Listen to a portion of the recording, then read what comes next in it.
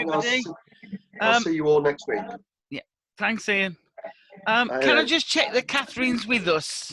Although I can't, pictures. Sorry, I don't know why my camera's not working. It's not a problem. Don't worry. I just wanted to make sure you were actually with us. So, good morning, all of you, and welcome in these very strange times to your day on assessment. I again, just to reiterate what Deb and Ian have said, I just think you're doing anybody that's in a school at the moment is doing a fantastic job. And I think I said last time, I've been around a while. This is my 43rd year in education, and you have got to be working for the worst Secretary of State that we've ever had. So that's not me being political. That's just me being honest. So, if you can get through this, you'll get through anything. So today we're going to be looking at assessment. I'm not going to just do it for pupils with SEN. I'm going to give you a sort of input about assessment across the board. I'm also going to talk about assessment in terms of when we talk about statutory assessment, about what would happen if we were in the normal world, because I'm sure many of you picked up a couple of days ago that all of primary assessments and exams have been cancelled this year. So I'm going to just take you through what would ordinarily be the case, but with a caveat that we will have had 2 years now without SATs, without exams, without statutory assessments. So who knows what is going to happen in 2022.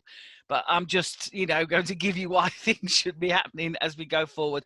I'm also going to give you a bit of an opportunity towards the end of this first session to just share what you've been doing in terms of the current situation and how you're getting on with remote learning, and just have a bit of a network so that you can, talk about things that you've been doing and share with your peers on here.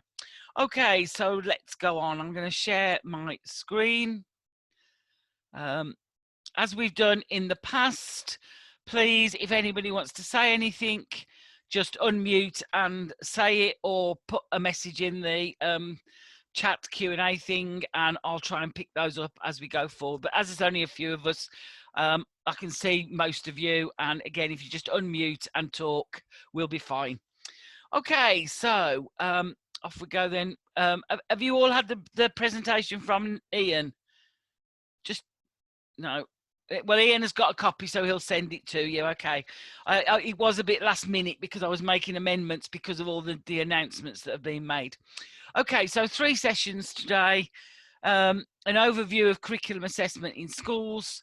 Why do we need to assess? And then just thinking about how we move that forward in our practice as we go into our teaching career. So 3 sessions, a couple of breaks, and a lunch break. So, we won't be sat on here forever.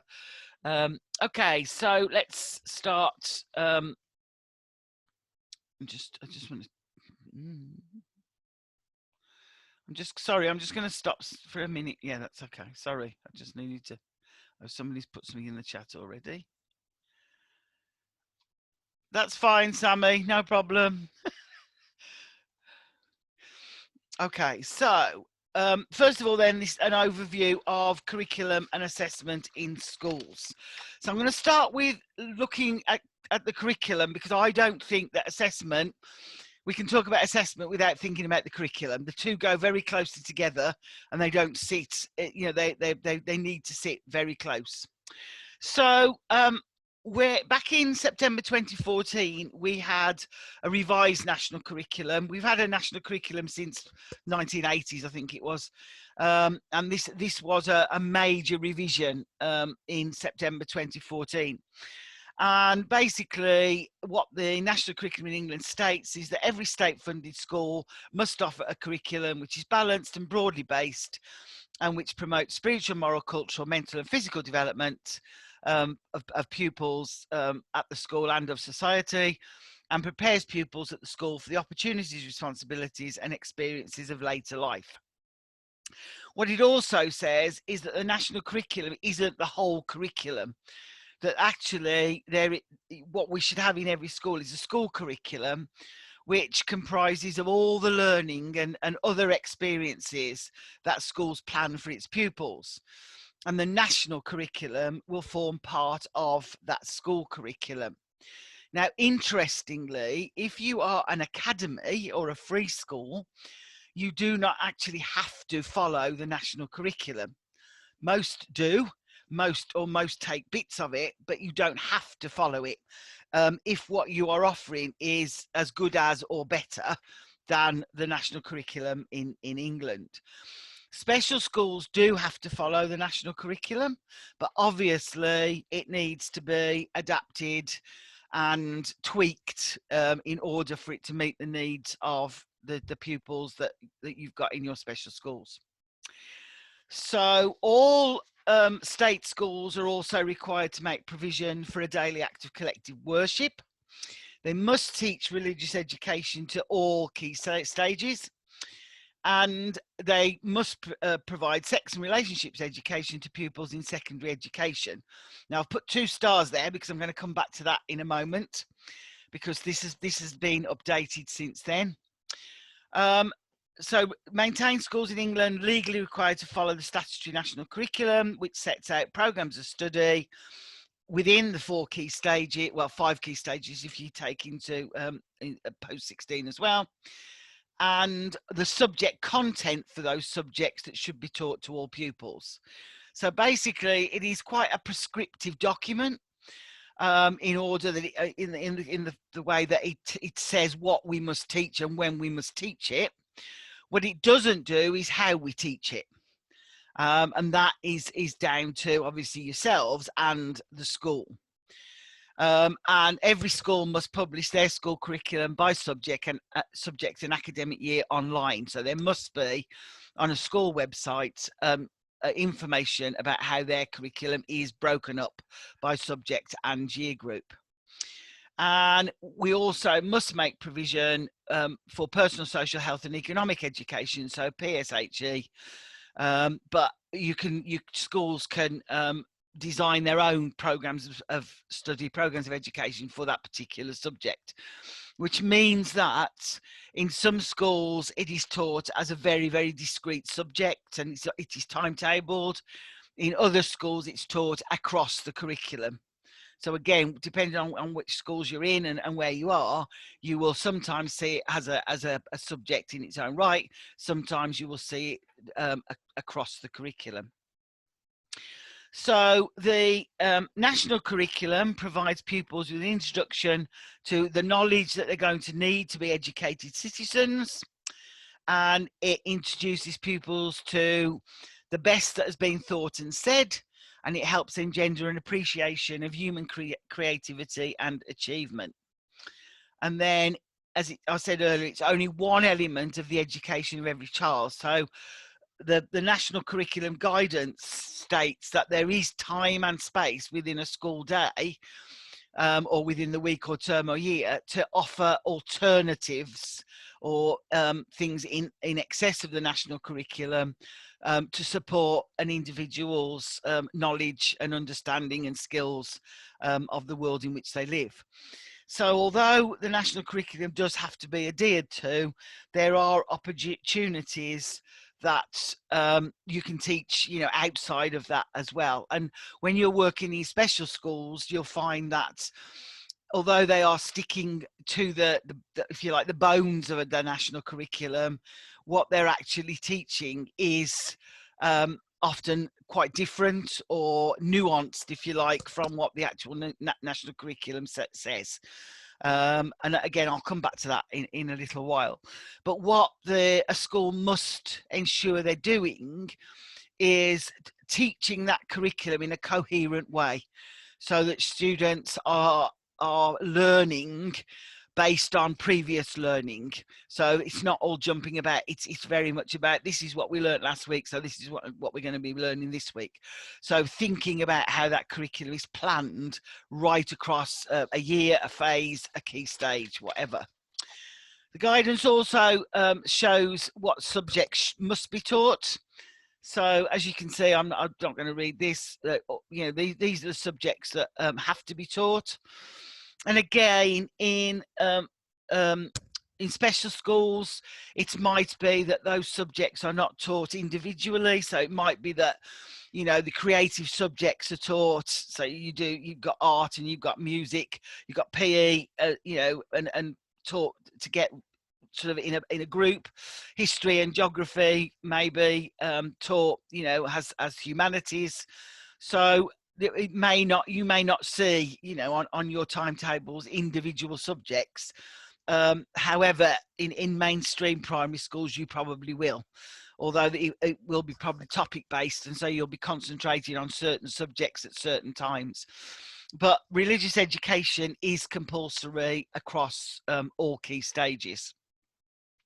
The bit that I just want to share with you, and I may have said this the last time, I can't remember, is that as from September 2020, so as from last September, all schools have got to now teach relationships and sex education and health education. In primary, it is relationships and health education. In secondary, it's sex relationships and health education. This was due to, as I say, implemented last September. What the DfE have said is, because of the current situation we're in, if schools were not ready to start teaching that, or they were unable to meet the requirements, then they have got till summer term 2021 to actually begin teaching this subject.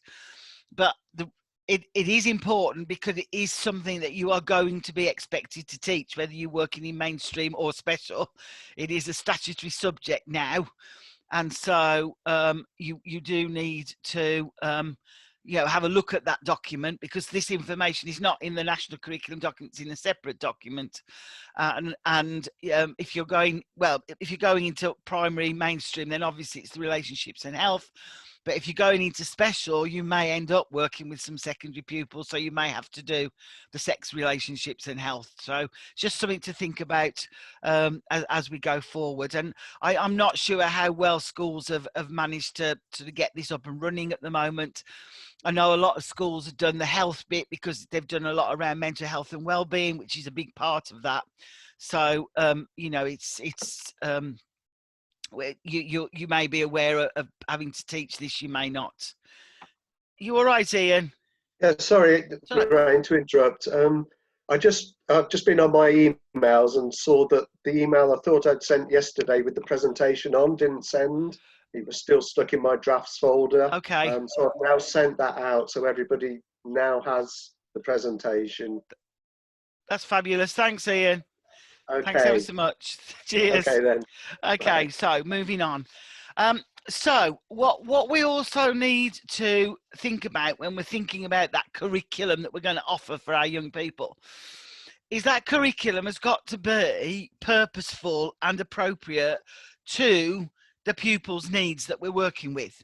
It is no good us delivering lessons taken from the national curriculum if actually, though, the pupils are not able to engage in what it is we're teaching.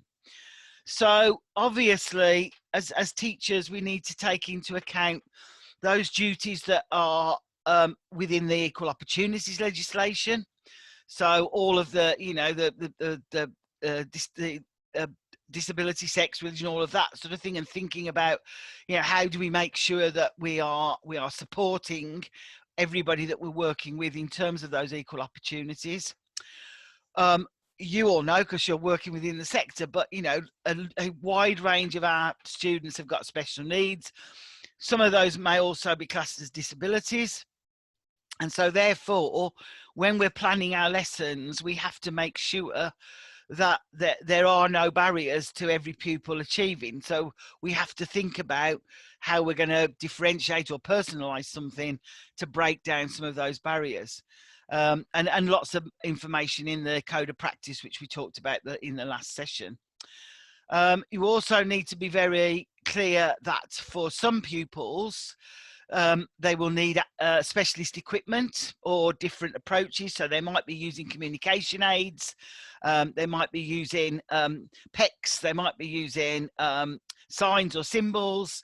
That doesn't mean to say that you do not continue to follow, you know, the curriculum. They're just learning in a different way or using a different communication tool. And the national curriculum document says that if everybody is teaching well and recognising those individual needs, then most children with special educational needs won't need an awful lot, apart from those particular aids that they're using anyway as part of their daily life. And if you remember back to the SEND Code of Practice, that clearly states that, you know, high quality teaching, differentiated, is the first step to supporting all children, including those with special educational needs. So it's just thinking about how can you offer this curriculum offer to all your pupils, and, you know, adapt it, if you like, or adjust it to meet their needs. And it also acknowledges in the document that we need to take account of those pupils for whom English isn't their first language. So again, that a child that's got you know, English as an additional language is not necessarily special needs.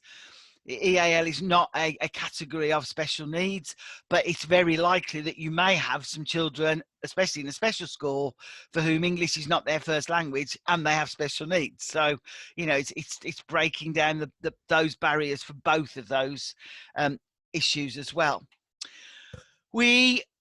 I know that I've got a number of you who are working currently in early years, and so obviously the national curriculum doesn't follow, is not for early years. So what we've got for early years is the early years foundation stage, which those of you that work in it will know it well by now.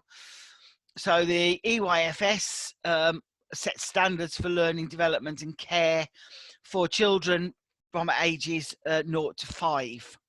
And the early years foundation stage must be followed by all schools and all Ofsted registered early years providers.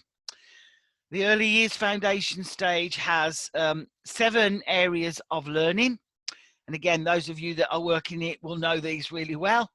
But they do sort of follow through into the national curriculum. So communication and language, physical development, personal, social, emotional, literacy, maths, understanding the world, and the expressive arts and design. Assessment is very much based on classroom observation, and using the early learning goals, again, which are a part of that framework. So the early years foundation stage specifies requirements for learning and development and for safeguarding children and promoting their welfare.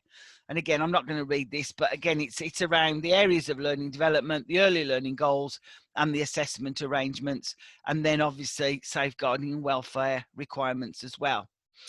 Now, some of you who are, in fact, I'll ask the question now. Those of you that are working in early years, if I said to you, are you an early adapter school? Sorry, are you an early adopter school? Would you know what I was talking about? I know, not that I do, but I know that the school I'm at are. Okay. But right, okay. So at this moment in time, the early years foundation stage is being reviewed and revised. In fact, it has been. From September 2020, all early years provisions should have been using the updated version of the early years foundation stage. Again, because of the situation we found ourselves in, that was put back to September 2021, but they offered early years provisions to be early adopter schools or providers. And what that meant is they are using the new early years foundation stage framework as from last September. And at this moment in time, and this might change, the plan is that every school will adopt the new early years foundation stage from September this year. So, sorry. It's a brand new statutory framework for EYFS. It was piloted in a very small number of settings in 2018. In autumn 2019, there was an evaluation of the pilot. And then the DfE launched a public consultation on the revised framework. The consultation response from the government was issued in July. And then, as I say, they call for early adopter schools to run the new EYFS framework from September 2020. Why I'm mentioning this now is that obviously if you start work in September 2021 and you happen to be working within the EYFS, you will need to know about the new framework.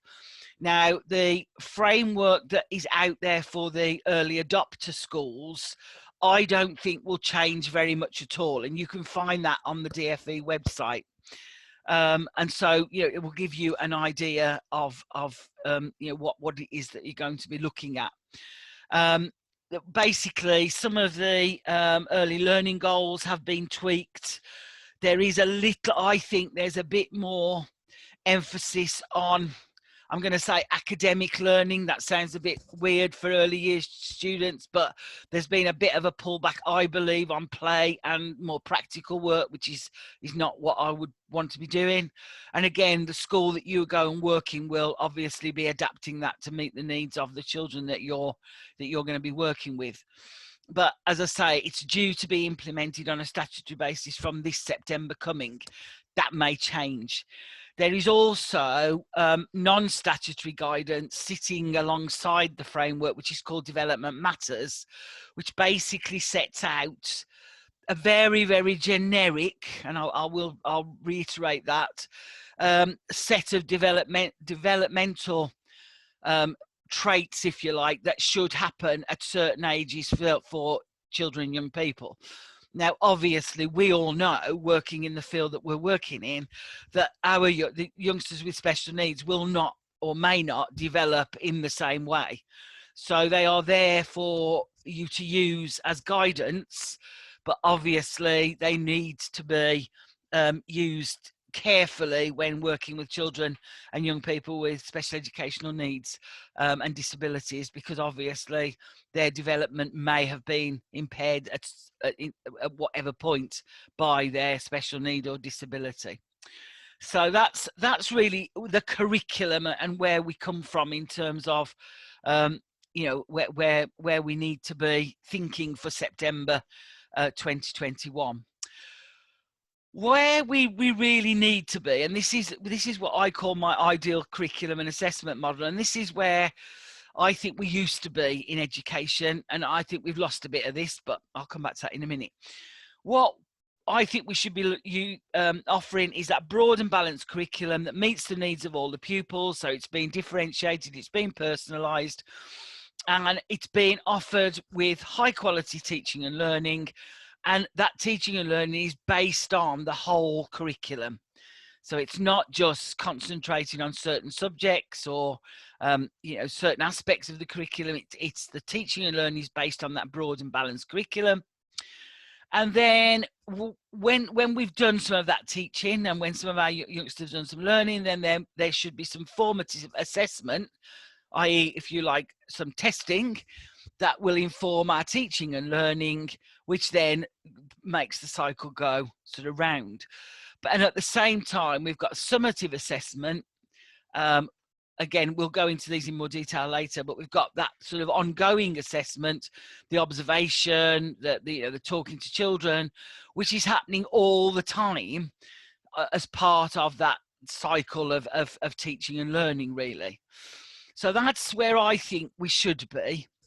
Where I think we have got to, although I think it's getting better, but, you know, I think that we've got a great, especially in Key Stage 1 and Key Stage 2, we've got this whole area of summative assessment. So the testing regime, if you like, which is where we're underpinning our teaching and learning because we're teaching to the test. And that means that we have narrowed the curriculum that we're offering. Now, in special schools, I am hoping, that is still the model, because that's, you know, we are not as constrained by all of those tests and summative assessments as we are in mainstream schools. But as I say, I think we're getting better at this way. Also because of what Ofsted are now doing. And again, we talked a little bit about that last time, and I'm going to reiterate some of that in a moment. But I think that you will find that there are some mainstream schools that are still very, very geared up to what I call the upside down assessment model. And their curriculum is still dictated by what they're going to be tested on.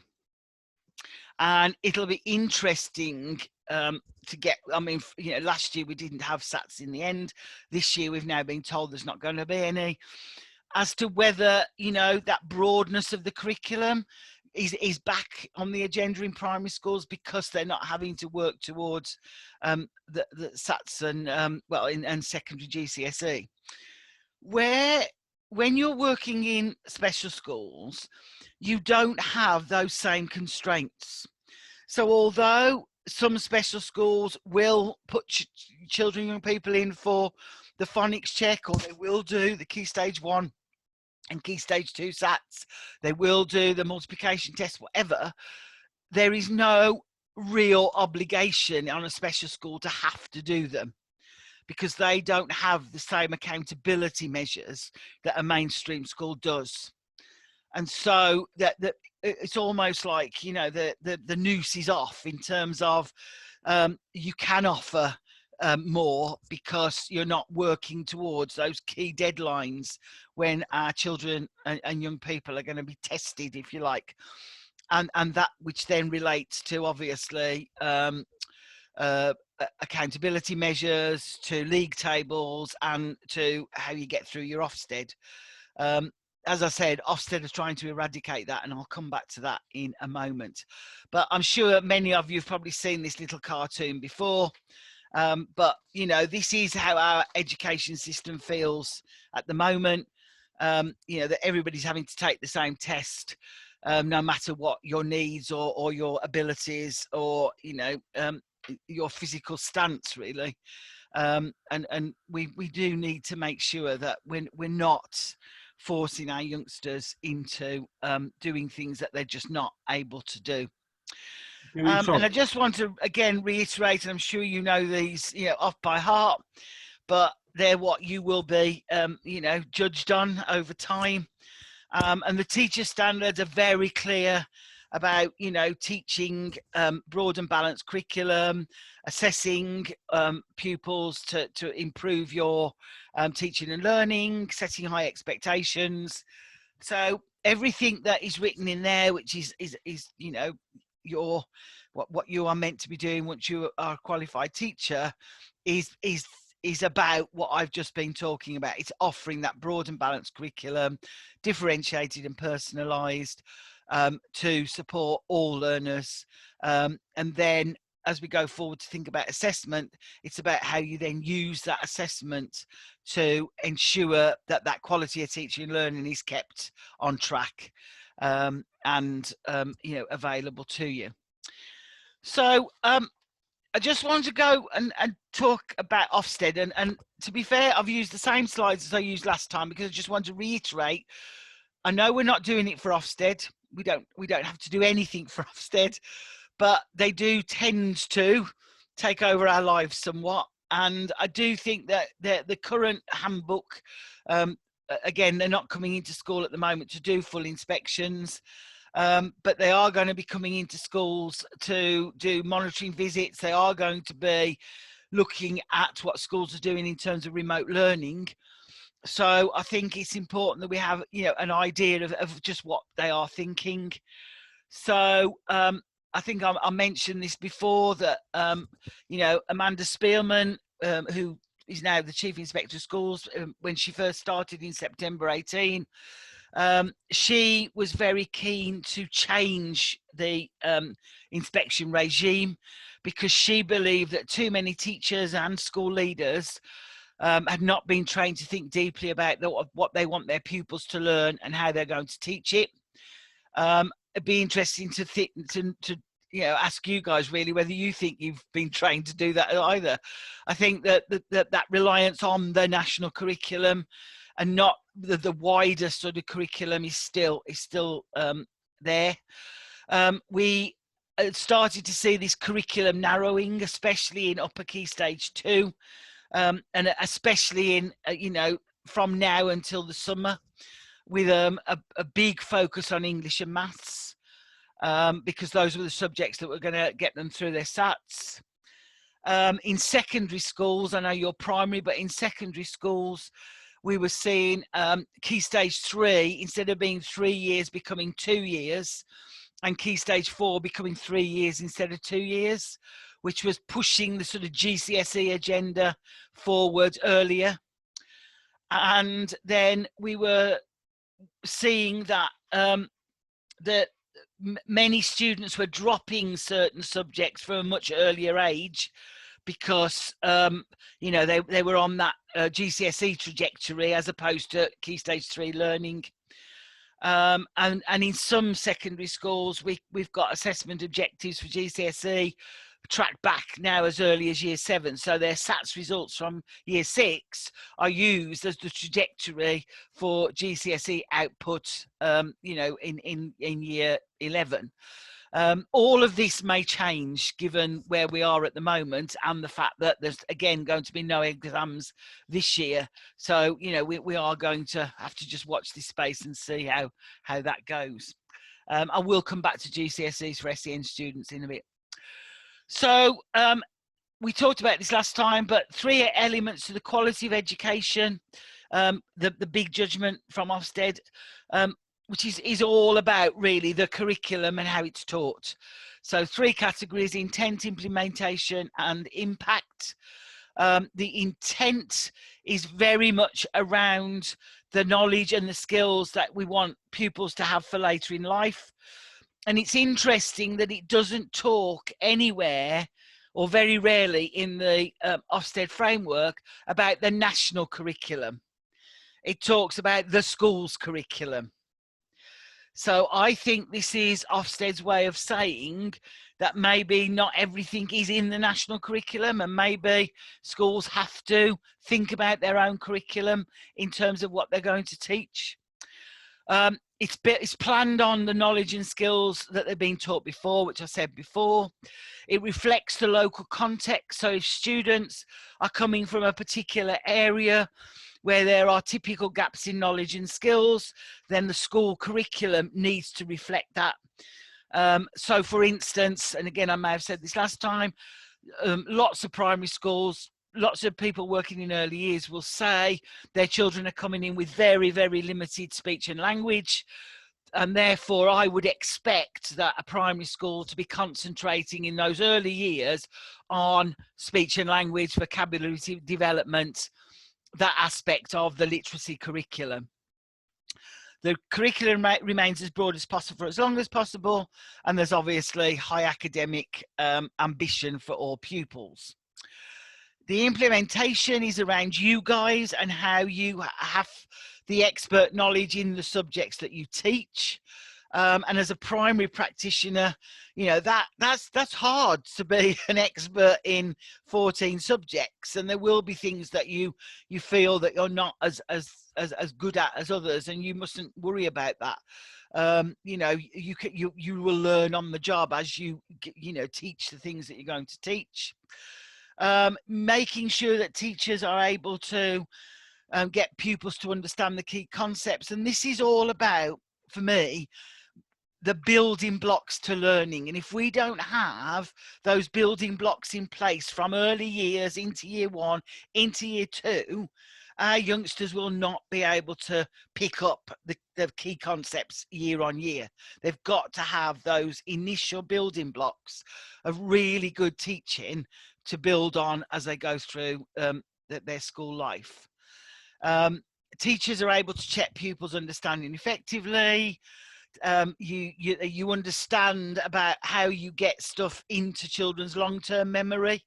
You know, lots of our youngsters, especially those with special needs, are working in their short-term memory all the time, and they do not have the skills to be able to put things into their long-term memory. And again, it's how do we do that to make sure that they then have those key concepts that they need to build on. Making sure that the curriculum is developed to ensure that new knowledge and skills build on what's been taught before, that you use assessment to check pupils' understanding, which informs your teaching, and you use assessment to help pupils embed and use knowledge fluently. And again, we'll come back to the assessment bit later on. And then the impact is very much about the results that you're going to get at the end.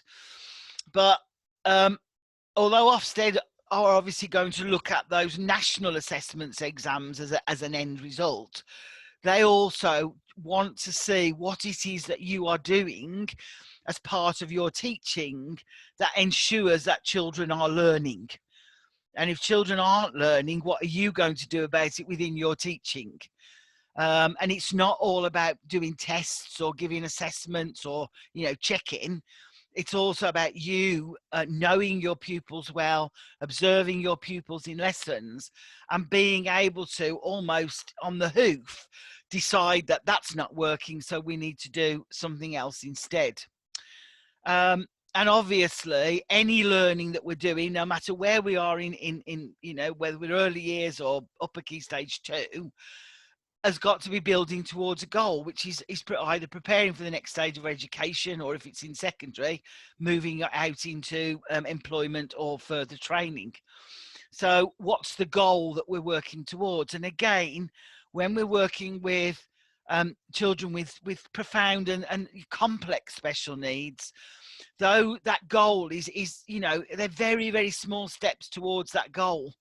And those youngsters that have got life-limiting conditions, we are teaching them in that moment that the goal is to get through that day, get through that lesson, because that's where those youngsters are. We're not thinking about when they're 16, when they're 18, when they're 22. We are thinking about the here and the now, and the goal is to just let's get through today, this week, whatever.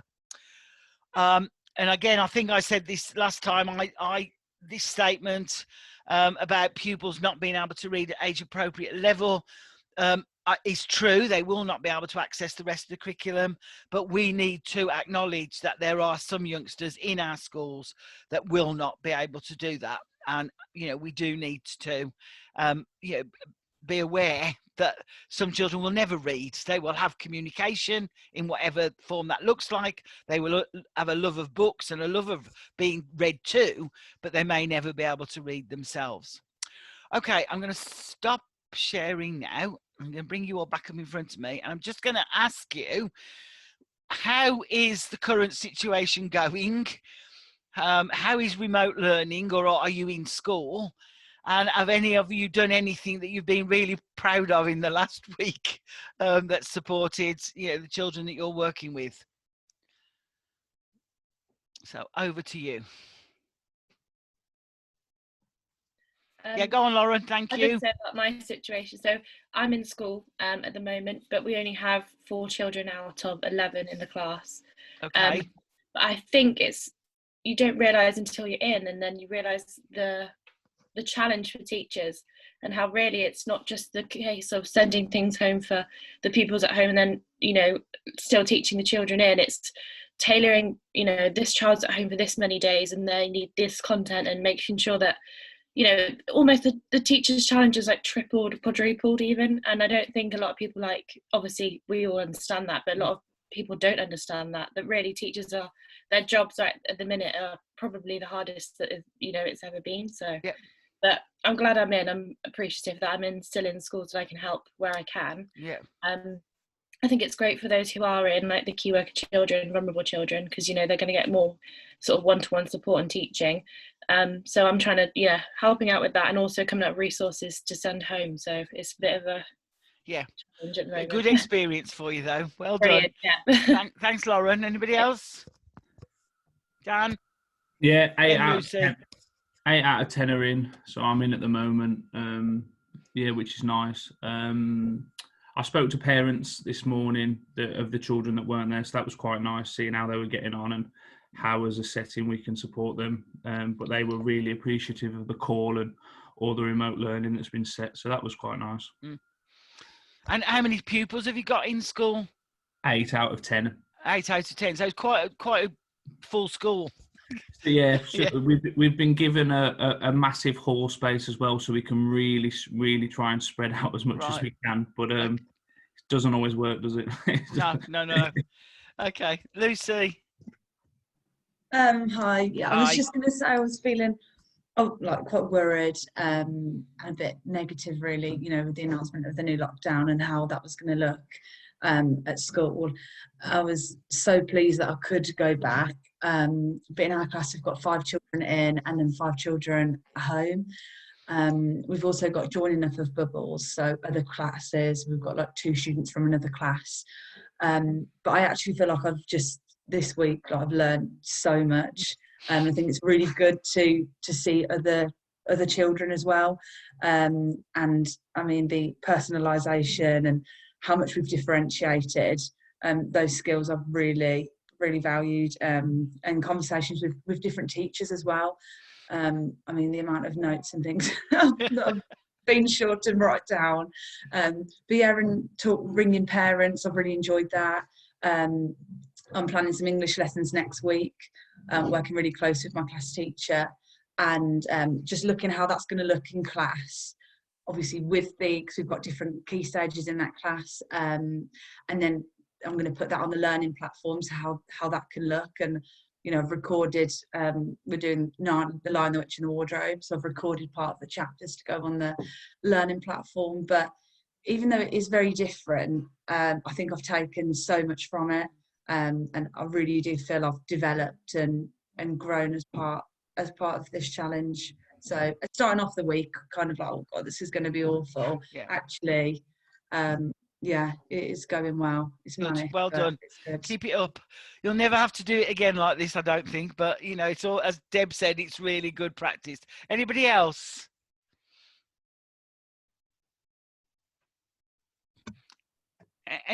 Sammy. Sorry. Yeah. Oh yeah, Westminster had to. We went to some in. The head wanted to keep it open just to the key workers and vulnerable. And unfortunately, one day in, we had 3 positive cases. Right. So we had to close it, which is obviously the right decision for 2 weeks. So yeah, I'm able to get involved in some of the. I have delivered some of the online lessons, but it's been more games really, because I'm with the older, year. Academically, they're like year 2, 3, 4, but they're actually in key stage 3. Yeah. So I don't know if it's harder. It's just different, isn't it? Like trying to engage those guys and getting them online and out of bed. To be honest. So that's been fun, and even engaging with them online. It's just that personally, I'm finding it quite difficult with my kids, keeping them at home. But yeah, it's just a juggling act, isn't it, really? So you're just working from home at the moment? The next 2 weeks, yeah. Okay, and having to be a parent to 3 as well? Yeah, all accessing live learning at exactly the same time. So yeah. Let's hope the broadband keeps going.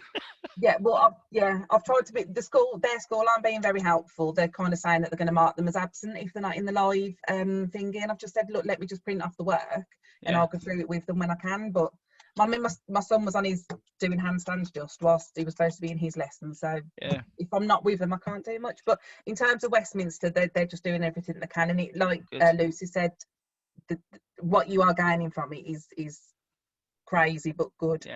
Yeah, excellent. Thank you. Anybody else? Is anybody else at home like all the time? So you're all in school? Yeah, good. That's good.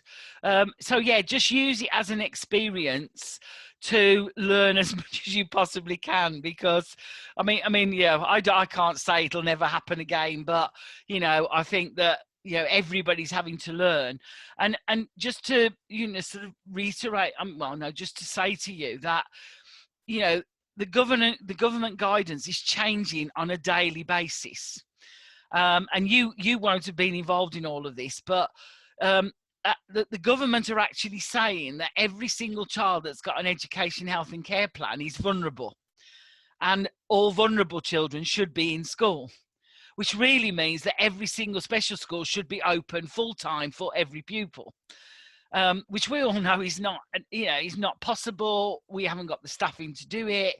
But those are the sort of things that school leaders are having to grapple with while you're grappling on the ground with, you know, actually working with the children. So it is a nightmare. And I mean, those of you that work in early years, the early years guidance was published at 20:11 last night for starting school on the 5th of January. Well, we're now on the 8th.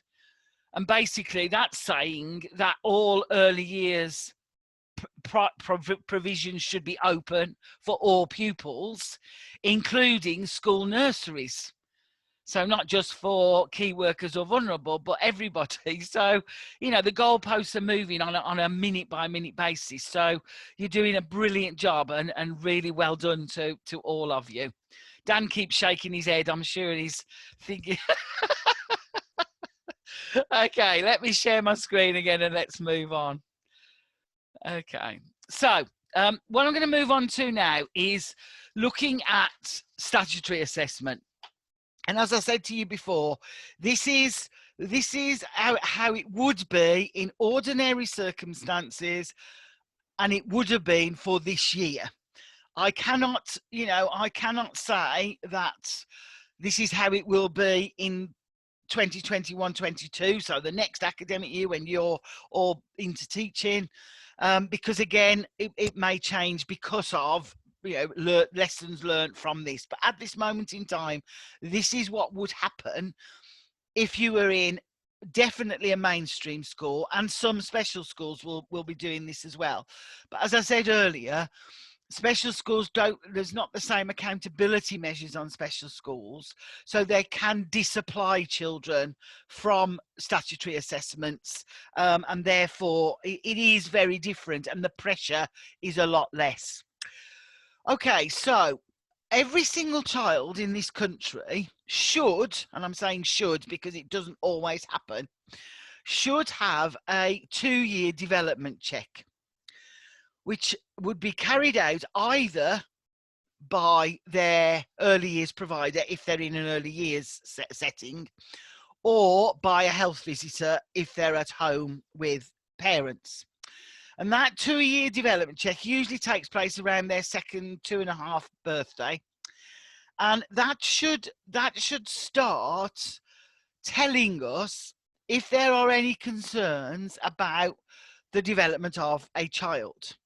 Now, that is part of the early years foundation stage. It is also part of the SEND code of practice. So it is out there, it should be happening.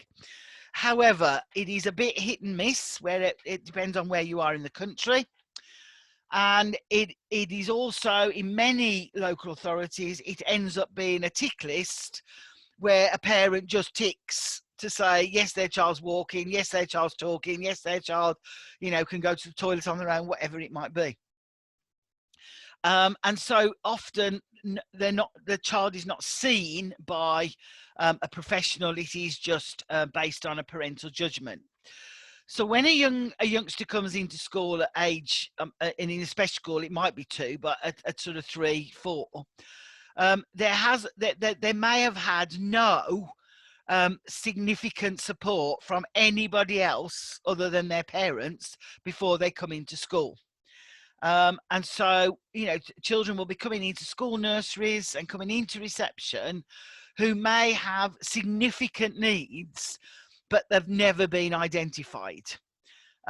What you find often is those youngsters that have got a disability at birth. So, for instance, a child that's Downs, they will have got support because obviously it is, you know, it is something that is visible. But those youngsters that have got what we might call hidden disabilities that maybe don't manifest until later in life, or we don't actually start to understand until they're put into a situation of learning, they will have come into school with no significant support or help. And I'm sure from your practice in mainstream schools, you will have seen children who came in September into nursery or into reception, and you're sitting there thinking, why has nothing been done to support this child up until now? Why have they got to this age and nothing's happened? And that's the reason why, is if they haven't had that 2-year check, or it hasn't been done diligently, they will not have been on a radar, maybe, of you know, of professionals that need to be. So, okay, they come into school, they come into nursery if there is a nursery, but the statutory age for all children to come into school is at the start of reception. So it's in the year in which they are going to be 5, so rising 5s.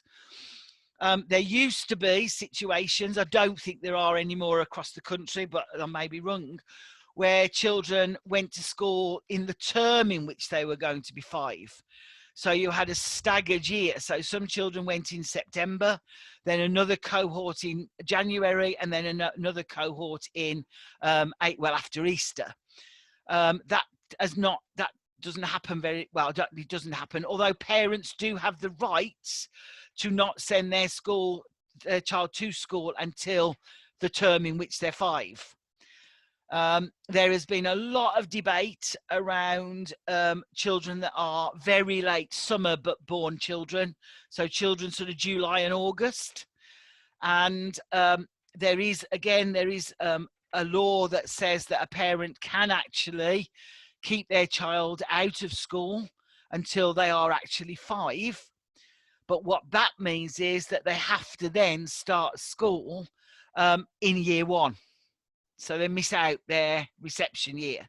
Now, there are 1 or 2 cases where parents have managed, going through their local authority and maybe going through sort of some legal challenges, where they have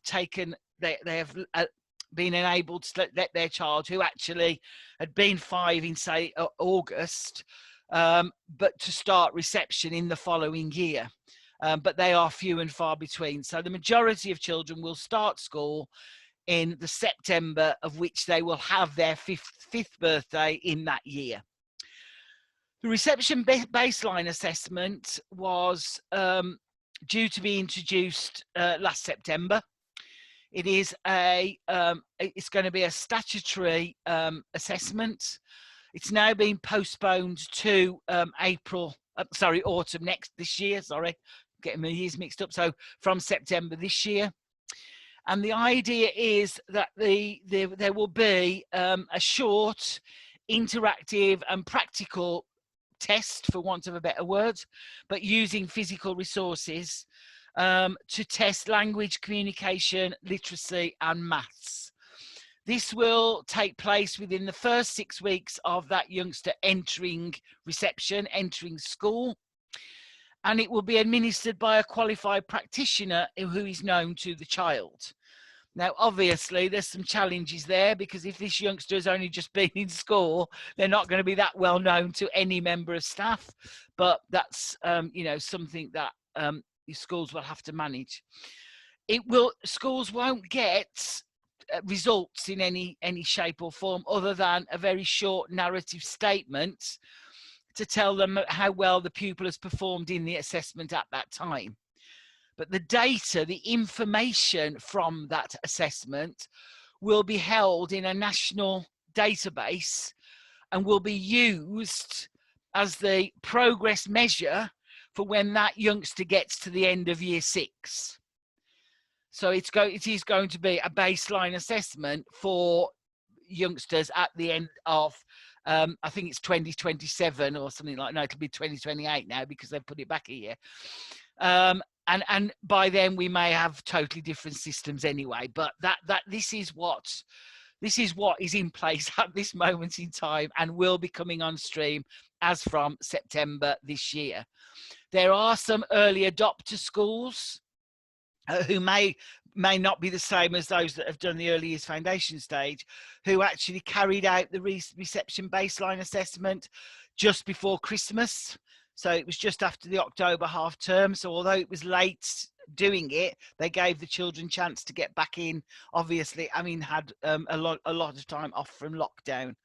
But as I say, because it's only just happened, I haven't heard how schools got on with that. But the idea is, as I say, it is a baseline assessment. And the idea is if this works, that eventually there will not be any end of Key Stage 1 assessments. So there will be nothing between the baseline in reception and then later on in Key Stage 2. But again, that all might change because obviously, you know, if they're not adopting the reception baseline till next September, then everything's going to be shifted by probably a year, if not more, and things may change anyway. So that's what happens. It will happen if all goes to plan at reception.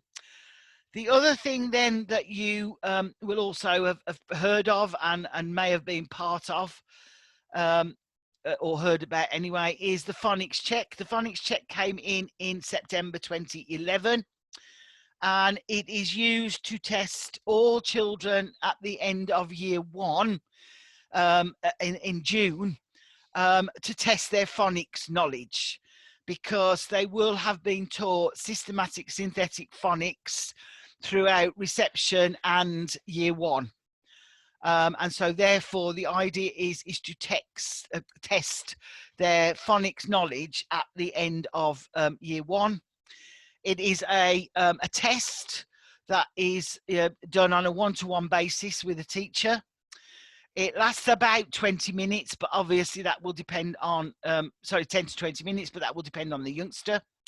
There are 40 words, and the majority of the words are real words, but there will be some made up words, some pseudo words as well, which are made up using specific phonic combinations. So where there are words that have got, you know, there isn't a real word with that phonic connection in, they make them up. One of the things that schools have found is that where they have got children who maybe are really fluent readers but actually don't use phonics that well, they actually fail the check because they don't read the pseudo words because they don't make sense to them. So it does have its downsides as well. Parents, this is the bit that I really find disturbing. Parents are informed as to whether their child passes or fails, and that is it. Your child passed or your child failed the phonics check. The pass mark will change each year depending on how many students take the test and what the overall average is. But in all the years that it's been running, it's been 32. So the pass mark is 32 out of 40. And those youngsters that fail the test in year 1 retake it at the end of year 2.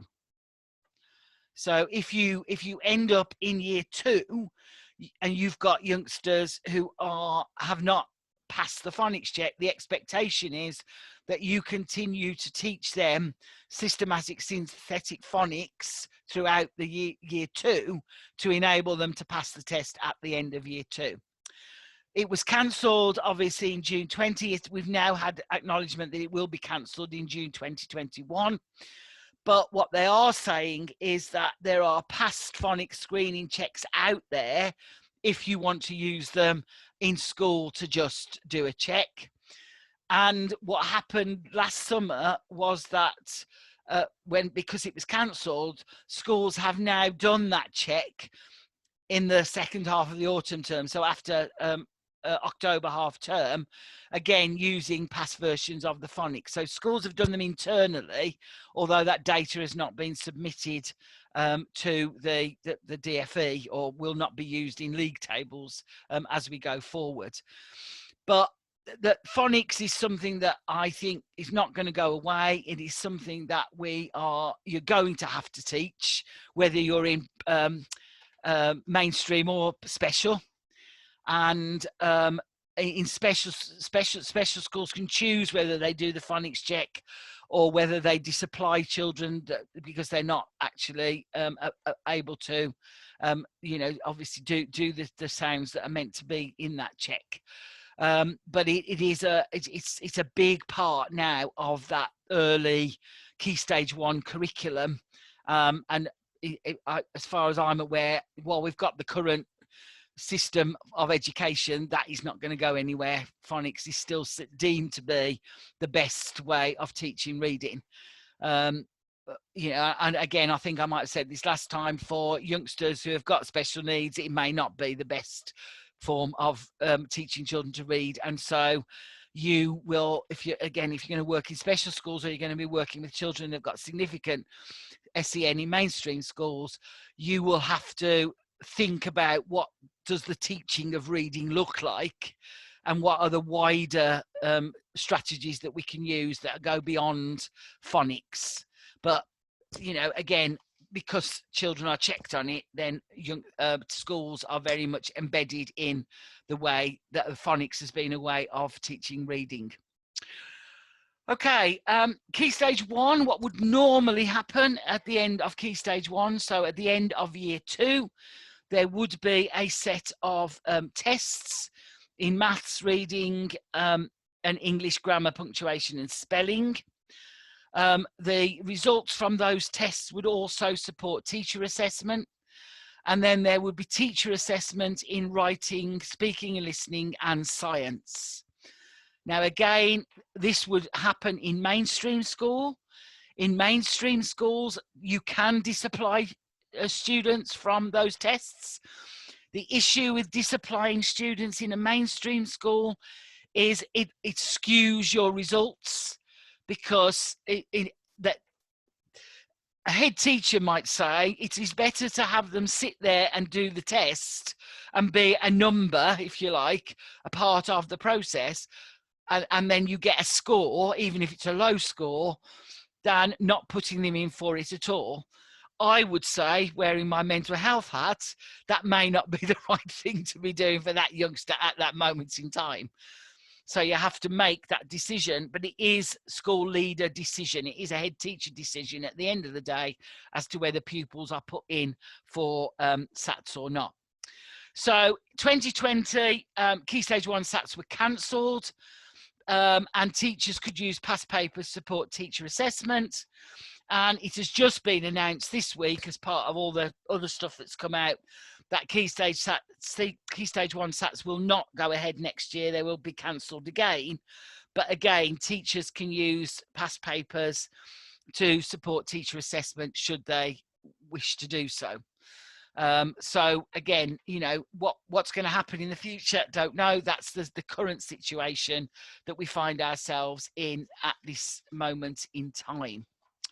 So that's the sort of Key Stage 1 bit. So we've got reception, we've got Key Stage 1. Moving into Key Stage 2, we were due to have a multiplication test that was due to be introduced again in the summer last year. This multiplication test was due to be given to all pupils at the end of year 4. And again, it was designed to help ensure that children in primary school know their times tables up to 12 off by heart. Again, discretions for mainstream schools, you could disapply youngsters, although, you know, again, the caveat about that has to be school leaders, but obviously much easier to do in a special school. It's basically an on-screen tool which lasts no longer than 5 minutes, and the results from the check are not published at school level, so I'm not really sure what their purpose is, but hey ho.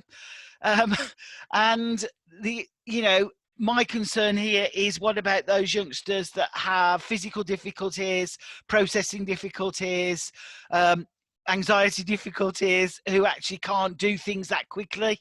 Because it is very quick, and I've actually tried to do it and I can't do it, and I know my times tables, but it is just so quick that, you know, the thinking like that is really difficult. But again, this has been cancelled last summer, and it has been cancelled now for this summer as well. The one thing that I really sort of, you know, object to, I think, in this is the fact that they have to know up to 12, because why do we need 12? You know, we teach in 10s now. We haven't taught in 12 since I was at school, when we had 12 pennies in a shilling and 12 inches in a foot. We don't have to do any of that anymore. So, you know, but again, it's part of the system that we currently are having to work in. So again, you know, that's something you might need to think about as you go forward. And then finally, at the end of Key Stage 2, we have the statutory set tests that are taken in May by all Year 6 pupils.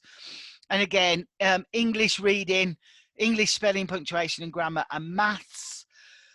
Teacher assessment for writing and science.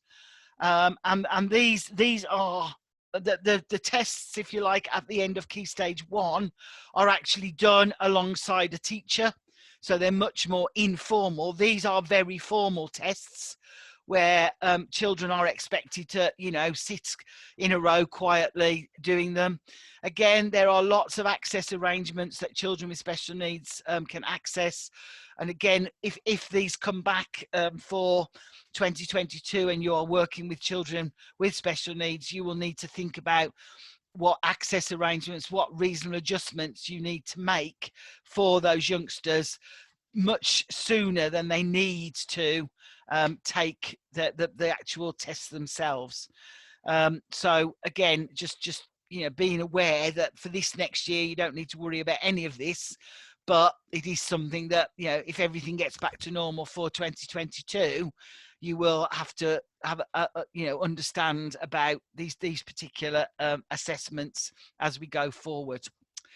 Right, I'm going to stop there and say let's take a coffee break, if that's all right. I make it 11:15. Is that, yeah? So shall we say past? Is that okay? Everybody all right with that? Okay, so I'll see you all back at 11:30.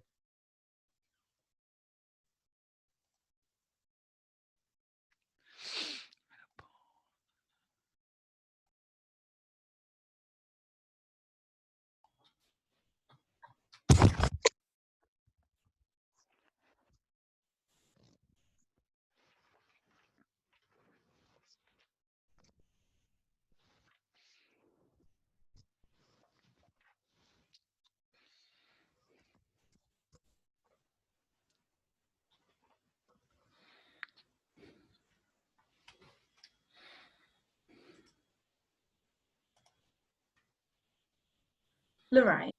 Yeah. Sorry, could I just ask a really quick question? Yeah, of course you can. Yeah, it's just about the phonic screening check. Yeah. I'm just thinking about children who are non-verbal. Yeah. And how they access phonics. And with the check, would it be okay to use those methods that you usually use, or does it kind of need to be stated in the guidance? Like how would it measure? Is it kind of left up to you? Well, if they weren't able to actually say the sounds, they wouldn't be put in for the phonics check. No, but even though if we know they know the sounds, yeah, and they use an eye gaze and things, you wouldn't even go down the route of no. Which is unfair, because they're using an alternative piece of communication device, but it's very much about the child has to say the sound. It's very discriminatory. Don't get me on a phonics rant, okay? Okay, yeah, because if you I know that I'm thinking of one child in particular. I know that she would know the sounds, but I see what you're saying. It doesn't fit in with the. I mean, one of the things I'm going to say again. Sometimes I do sound a bit political, and I don't mean to, but it's just, you know, I think it's just cynicism over many years.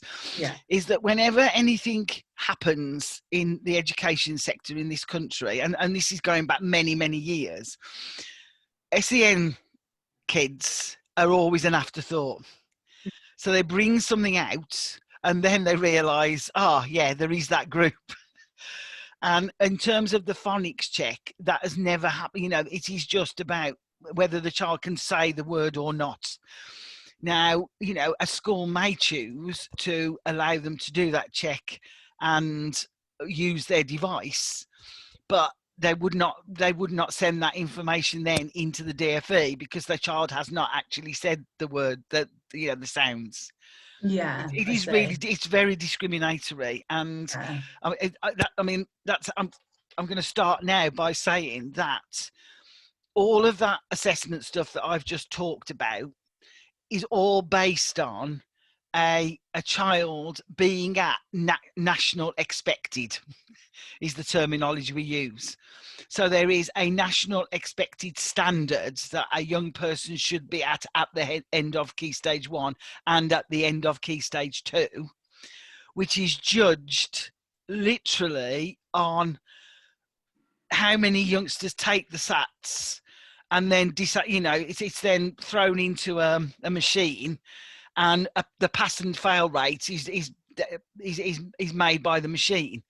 So it should be 100, like a standardized score would be. But some years, if less people get 100, it'll be skewed up or down. So you are never really sure as a school, what does national expected really mean? And some youngsters can be way out, and some youngsters might only be a mark or two out. And it's not a fair system.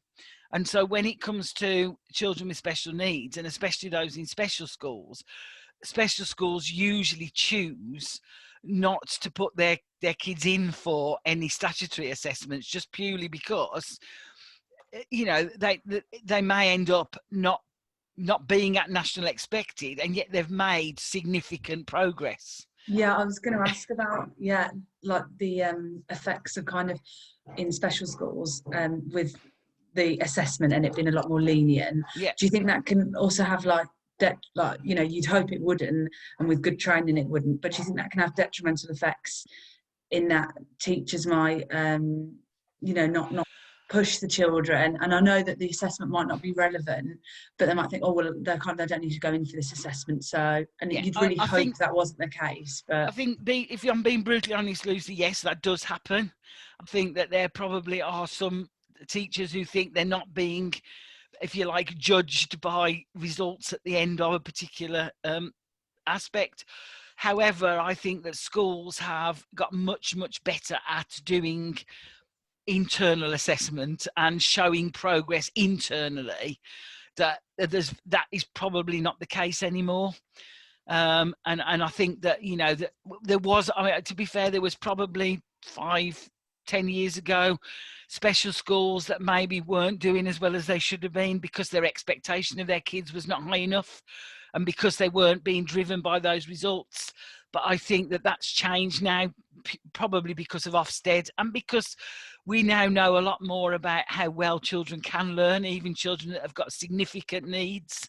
And that kind of comes from like a leadership level. Absolutely. It all starts with leadership and what they're, if you as a school have an ethos and values that is around high achievement, it might not be academic achievement, but high achievement, then teachers will be expected to be working at a level whereby you are pushing those kids constantly, even if they never get to national expected, they can make significant progress. And again, in a mainstream school, the progress that your SEN children make can often be greater than the progress of non-SEN children, but they'll never get their SATs or they'll never get their phonics check. It's where the starting point is. It's that baseline. And where you start from, and then obviously how you use that assessment as you go forward. Just to ask you, really, when you were in your mainstream schools, and I know again it was disrupted, etc., what was your experience of assessment within the mainstream setting? So what were you expected to do in terms of assessment? Anybody, Sammy? Do you mean in particular to phonics or just generally? Generally across the board about anything. So I was in year 1, and they did do, just noting what you said about the phonics. My son's in year 2, so he did last year's phonics, what should have been last year's phonics test. They were doing what they call blueies, which to me always sounded like a fiver. it was literally like something from this week. It was split into 4, and it was something from this week, last month, last term. So they'd have to be able to answer those questions. Right. There was the ongoing phonics assessment, just keeping them in the right groups. I can't think what else they did assessment wise. That was all I really come up against, Okay, really, that's in fine. terms of assessment. That's okay. Anybody else? Elliot? Oh yeah, I was in year 2. So obviously because the phonics check was cancelled last year. Yeah. They were doing that all before Christmas. So a lot of the phonics sessions were kind of focused on identifying reading words and identifying whether it was real or a pseudo word. Okay, so getting them ready for the check.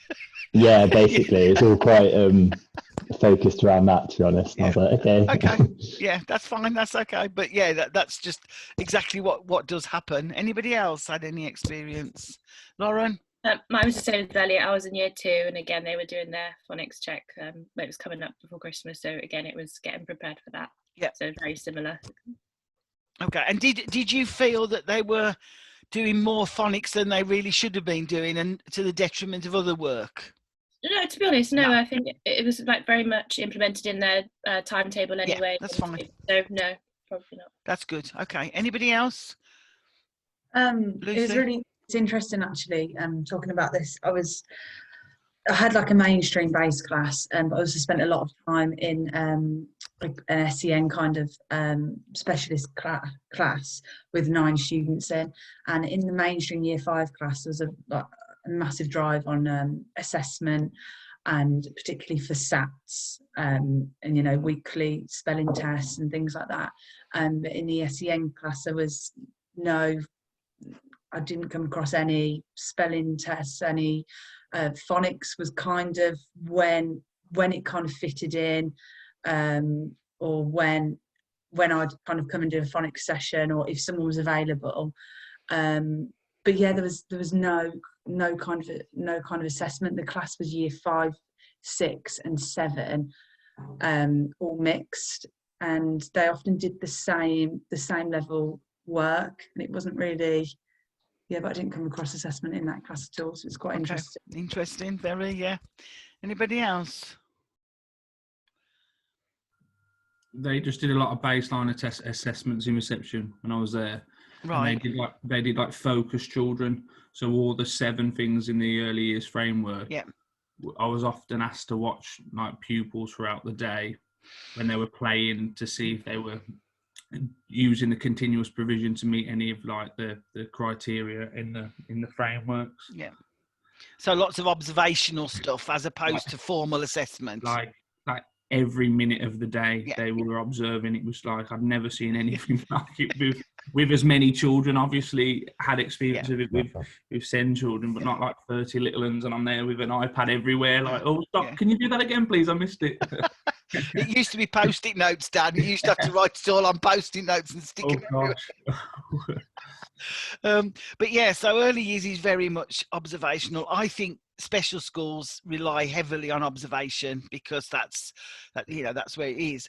It's interesting, that even though, that if you like, the tests were cancelled, or the phonics check was, that schools were still very much geared towards doing it in that second half of the October term, and I'm sure this, coming up this year, people will still be working towards those particular goals, even though there is that, they're not statutory, if you like, this year. It's been suspended. So anybody else had any other experience of assessment? No? Okay, that's great, thank you. What I just want to move on to now is, so what about the children with special needs? If they're not doing SATs, they're not doing check, they're not, what is there for them? And again, going back in history, so going back in time a bit, when we first got national curriculum back in the 1980s, everything was levelled, so children worked within levels, and it was the levels that were assessed, if you like. And basically a child at the end of Key Stage 1 national expected was level 2, and at the end of Key Stage 2, it was a level 4, probably stuff you remember from your school days, because you're incredibly young. Yeah, when we got levels, and then about 2 years after that, somebody actually said, but what about those children who are working towards, who are never going to be a level 1 or a level 2? And at the time, they were just called W. They were working towards children. It didn't matter where you were in that working towards bracket. So you could have been a child who'd got, you know, complex PMLD, who would never, ever, ever, ever get to level 1. And you had a W with you for the rest of your life. Or you could have been a child who was just on the cusp of being a level 1, but never quite moved over it. So you were a W.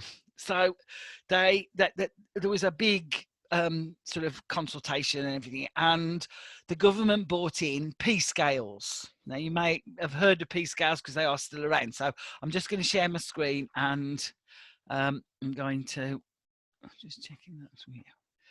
We'll move on from there. Okay.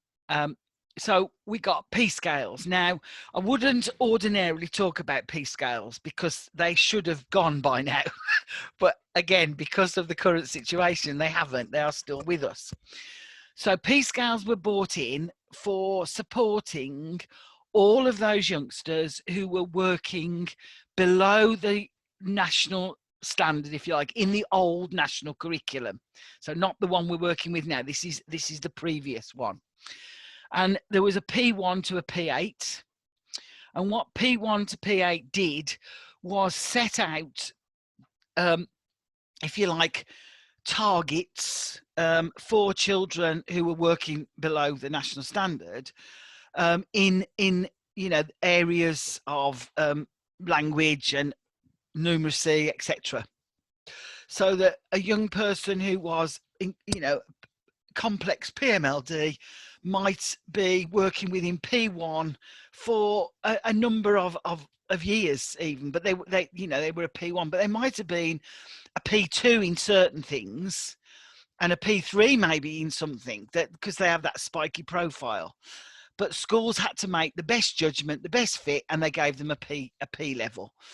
P scales, P levels were never ever reported to the DfE, so they weren't ever used as a accountability measure, and they were mainly used in special schools. Very few mainstream schools used P levels. They stuck with the working towards, although 1 or 2 schools did use the top end of P scales.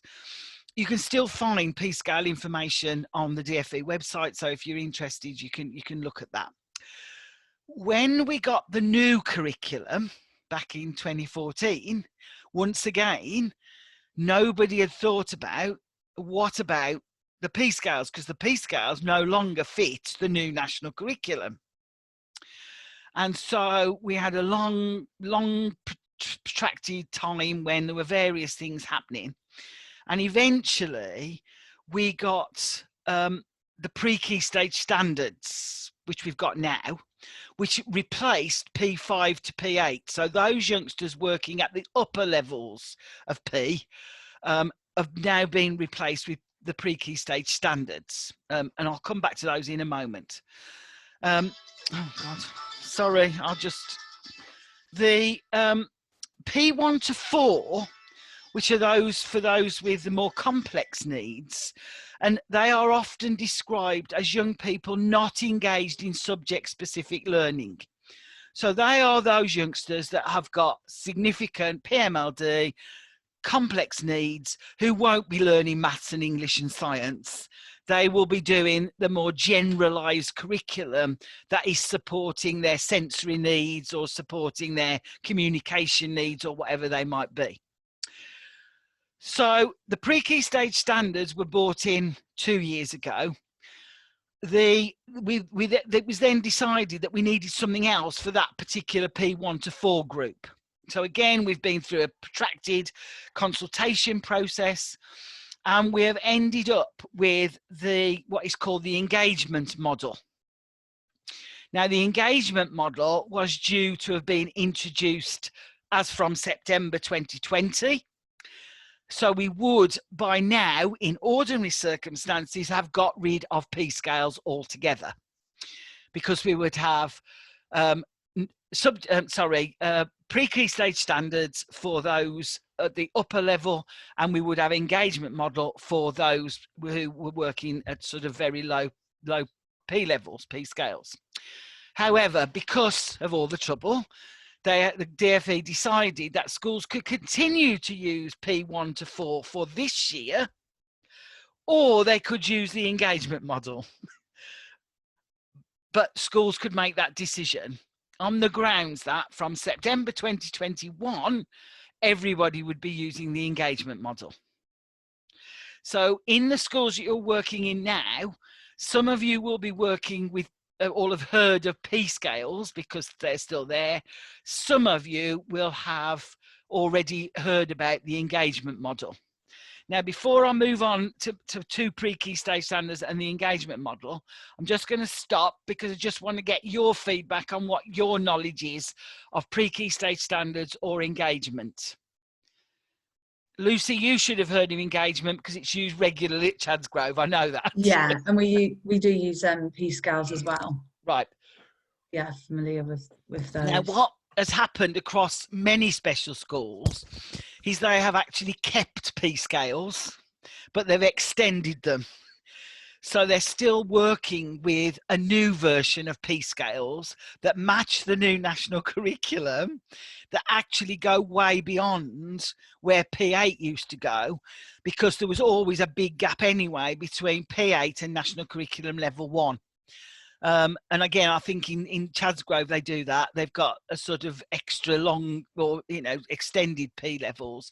Anybody else had experience of either P levels or engagement? It's early days. I know you've been in your special school, so you may not have heard of them or seen them yet. I am going to talk about them. I just wanted to get what you've done already. Okay, that's great. Thank you. So let's go back to sharing. Okay, so that's where P scales came from. That's where they are at the moment. But as I say, many special schools have actually are using them now in a different way, and they may have called them something different. So what was brought in to support this new national curriculum for those youngsters who are engaged in subject-specific study, but they're working below the overall standard of the national curriculum, the tests and teacher assessment frameworks, they would be using pre-key stage standards. And the pre-key stage standards are, there's some for key stage 1, there's some for key stage 2, and they are used to make statutory assessment judgments for pupils at the end of year 2 and year 6.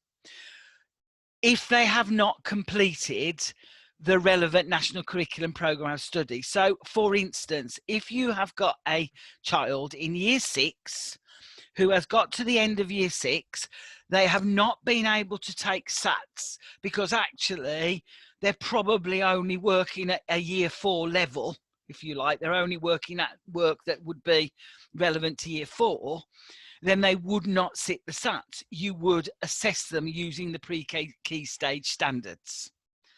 Okay, the judgments that you make is very much observational judgments. It's based on your day-to-day work in the classroom. So there's not a test. There's not a, there's not something you actually perform to find out if that's where they are. You make the judgment that this young person is not eligible to take SATs. So we are going to assess them using the pre-key stage standards.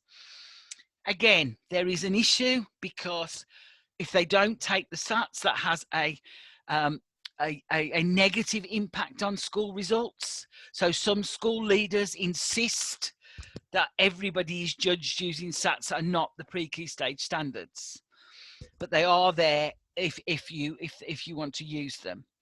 And the actual standards are not just based on literacy in an English lesson or maths in a maths lesson. You can assess across all subjects. And again, you do need to keep some evidence of why you did that. The issue for me with the pre-key stage standard, well, there's 2 or 3 issues really. One is that it is only at the end of key stage. So you'd only make these judgments at the end of year 2 and year 6. The other problem is that there are 6 standards, and when you look, obviously standard 1 is very, very simple, if you like, for very, very complex youngsters. If you get to a pre-key stage standard 6 at the end of year 2, that is equated to being at national expected standard at the end of key stage 1, if that makes sense.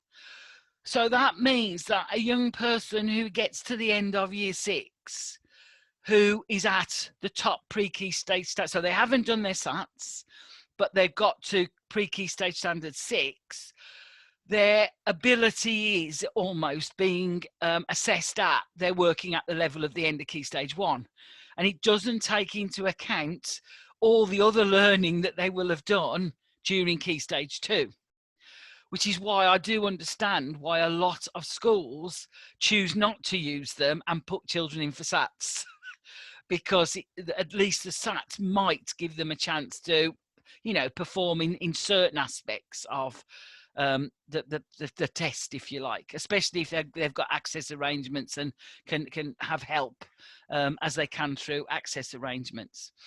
So the pre-key standards are great for special schools. They're great for just making those judgments. And what, again, special schools seem to have done is they've made their own assessment tool. So they're using their own assessment tool, which often is based on the old P levels. And they've sort of slotted in where the pre-key stage standards fit, so that you can make those judgments using the school assessment tool, if that makes sense. What I would suggest is, if you haven't already done so, because I know, again, you know, you haven't been in your special schools very long and have been totally disrupted, but, you know, try and find out what assessment and tool they're using in terms of how they are, what are they using to track pupil progress. So, you know, how are you expected to, when you do see some progress, or when you do see somebody doing something that you're really, you know, chuffed about and you think that's really good, what is the methodology for you recording that? Now, Dan talked about in early years, it's often about taking a photograph or making a note, and then that gets uploaded onto a school system somehow. But, you know, that may not be the case in you know, sort of upper, above early years. Sammy, do you want to speak? Sorry, yeah, it just suddenly came to me. So Westminster use evidence for learning. Yeah, okay. And every single support staff has a iPod. Have I said this already? I don't think so, no. An iPod, and the teachers have iPads. And it's like Dan said, it's continuous, like the evidence in photos, comments, and they're all geared to the students' individual like profiles. And then they've all got like little I want to say subheadings, but they're all numbered. And then when they've achieved them, it then moves to the next one. That's what I've physically seen being done at Westminster. And then the teachers just, I don't know what they do at the end, but that's how they measure their progress. So the evidence turns into almost a tick in a box that says they've done something, which then by the end of the year will add up to lots of ticks that will show progress. Yeah, and it's all very much person-centred. You know, it obviously individualised targets for every different child. Yeah, but the reliance is very much on observation and getting that evidence as quickly as possible. Yeah. Okay. Anybody else seen anything else? Excuse me. No, probably too early days yet, but it is something. Sorry, go on, Dan. No, for academic progress, the MAB that I've been at, they set up their own like assessment tool where they mark children against the year group that they're working at. So if they're in year 5 but they're working in maths at a year 3 curriculum, they input what they can achieve at the end of each term, and then that calculates a percentage. So when we're when we're showing parents the data, we're always showing the progress that the child has made rather than what this child can't do. So yes, they might not be age related, but they have made this amount of progress since they've been with us, or over the last year, they've made this progress. So it always looks at the child in a positive light. Yeah, so therefore, if the child's in year 5, but is actually doing, say, maths from year 3, the targets that they will have, or the learning outcomes, will be from a year 3 curriculum, not the year 5 curriculum. So you can show the progress through the year 3 curriculum, as opposed to they're always failing in year 5. Yeah, exactly. And I just think the feedback from parents, since it was implemented about 5 years ago, the feedback has just been, they absolutely love it, because they come into meetings about their child and hearing the progress, not hearing they're not where they should be for their age. Yeah, and one of the issues around a lot of mainstream systems, if you like, and you have to remember they're bought off the shelf and they just put into a school, is that for children with SEN, they're always, just starting. They're always developing.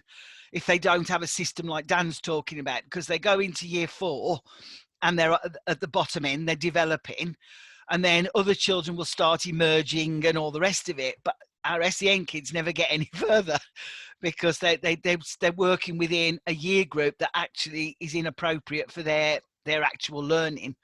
And so again, it's really important, if you do end up or work when you're working in mainstream schools, that if that is the sort of system you've got for tracking pupil progress, you have got something else for your SEN kids that you can show the progress they've made within the curriculum that they're actually working in, if that makes sense.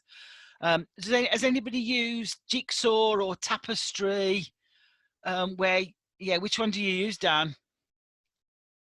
We use Tapestry when I was on placement and reception, but we as a MAB have just started to use Tapestry for, but that's more for like parents to see what the child is doing throughout the day, more than evidence. That's what I was going to say. It's there are lots of systems out there that, in fact, during lockdowns are really brilliant, because it means that you can share information from school and home and school in a really good way. But just again to say, you can upload too much evidence. You can be over evidenced, and then what happens to it at the end of the year? That evidence needs to be then used, as Sammy was saying, to actually show what bit of the curriculum have they actually achieved. So, even with sort of complex children, and you might be showing evidence that a child's tracked something on a light on a wall or something, you don't have to keep showing the evidence of that, because that actually then ticks a box of being able to track light or whatever.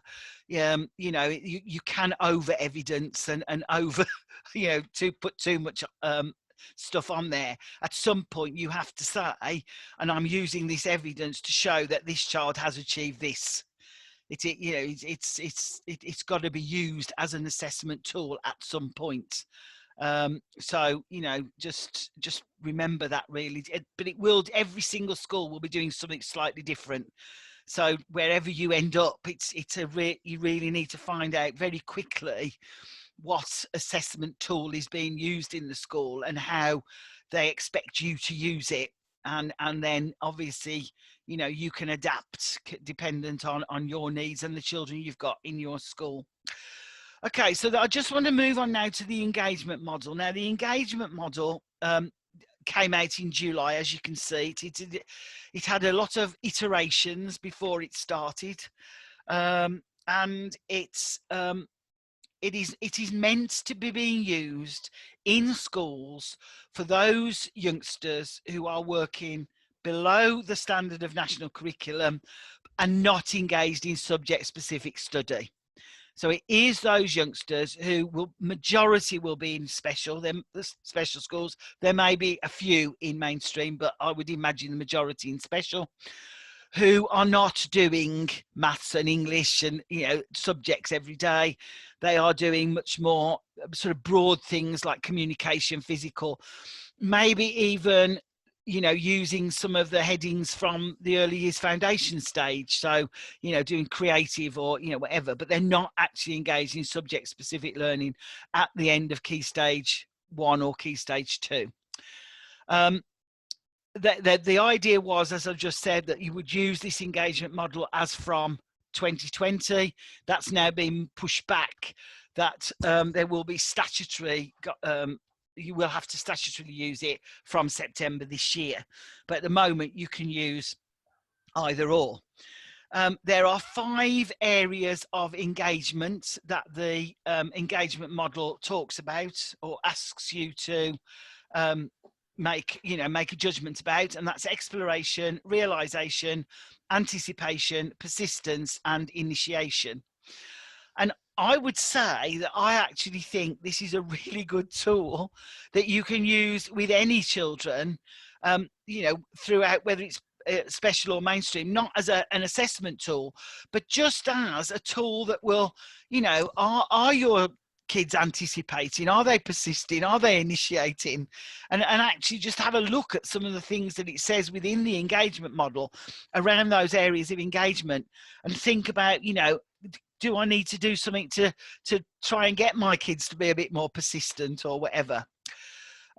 So it identifies and celebrates all pupils' progress, and it doesn't matter whether, you know, that's linear or lateral progress. It doesn't matter whether it's consolidation or maintenance.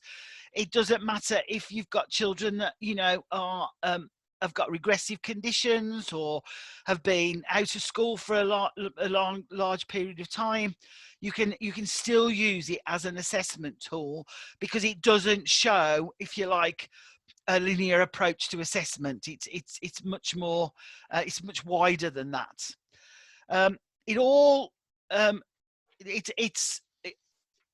Sorry, the effective use of this is obviously based on observation, which is what you're doing all the time in special schools anyway.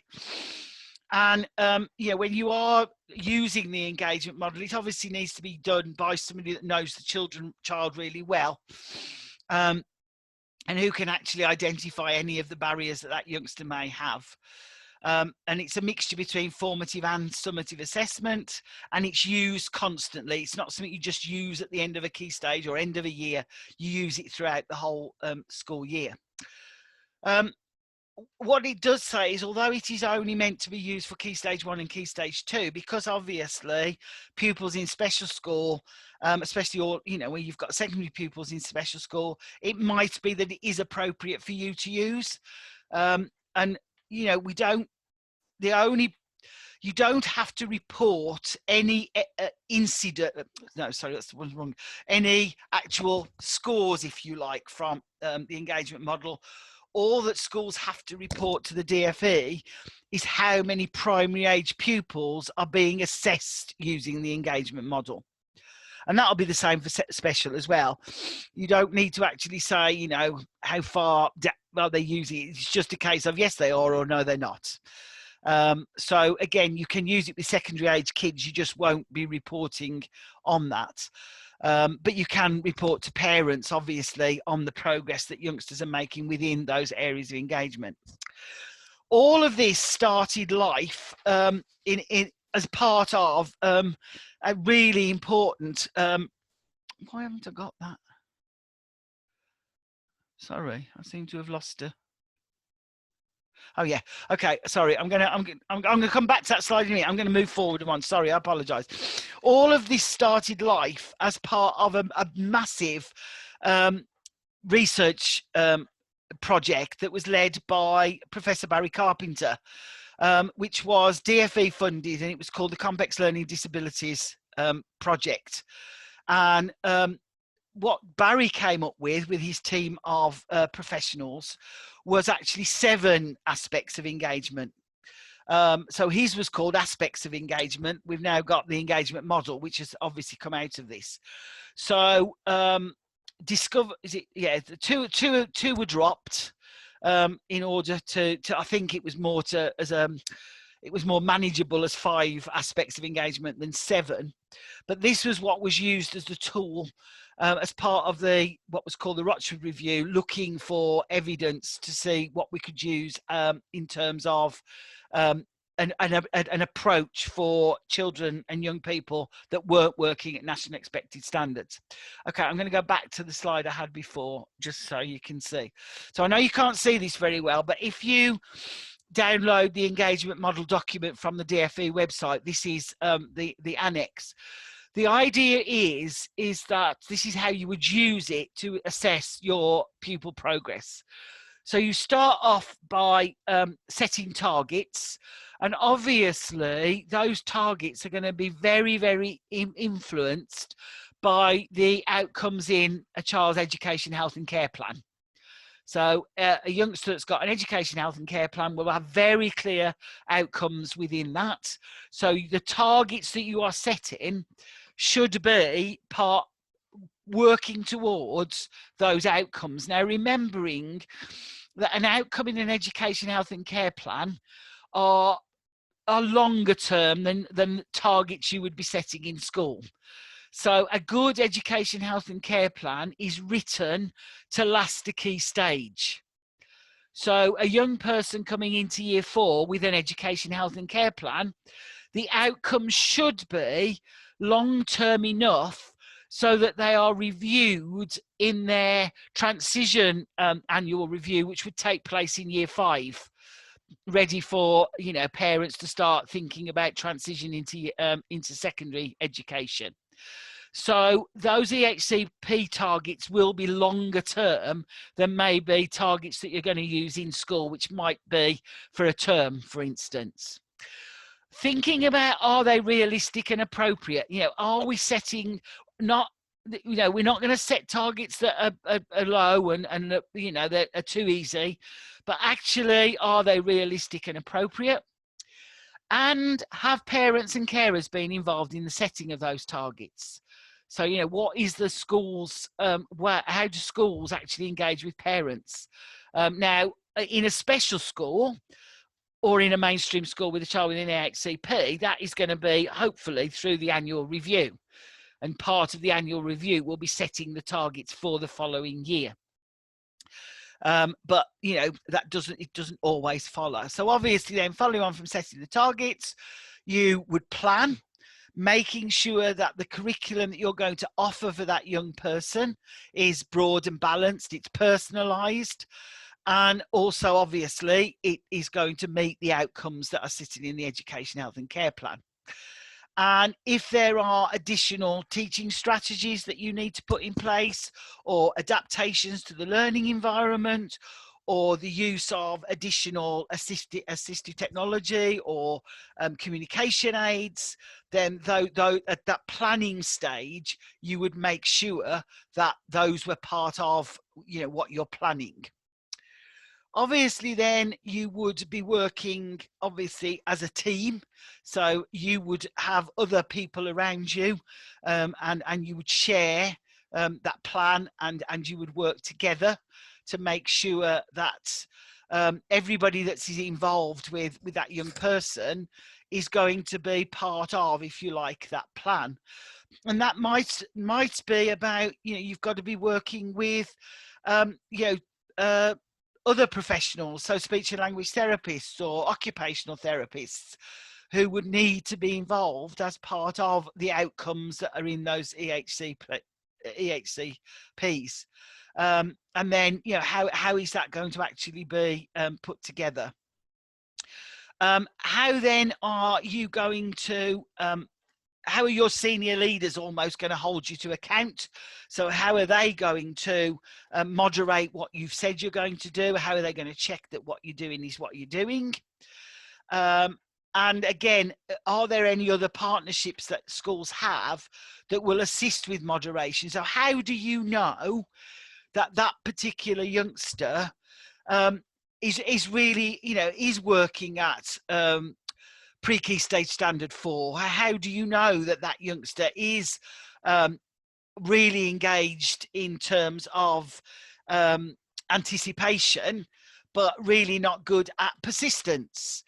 you know, you can do that within your school, but how do you know as you know, a group of special schools maybe within a local authority that actually you're all working at the same in the same place? Now, again, back in the olden days, when again you remember probably levels as from your, you know, own school days, teachers would take you know, a pile of a children's writing that they'd marked, and they'd all meet up together. So say, you know, a group of 10 teachers from a cluster of schools, and they would moderate whether they felt that child was working at a level 2B, for instance, or not. And there'd be a moderation exercise to actually work out whether your judgments were similar to another teacher's judgments. Because we don't have that levels anymore, it's much more difficult to do that. But again, lots of schools have worked out ways of doing that moderation. And within a special school, teachers will moderate with it across, you know, across phases and across departments.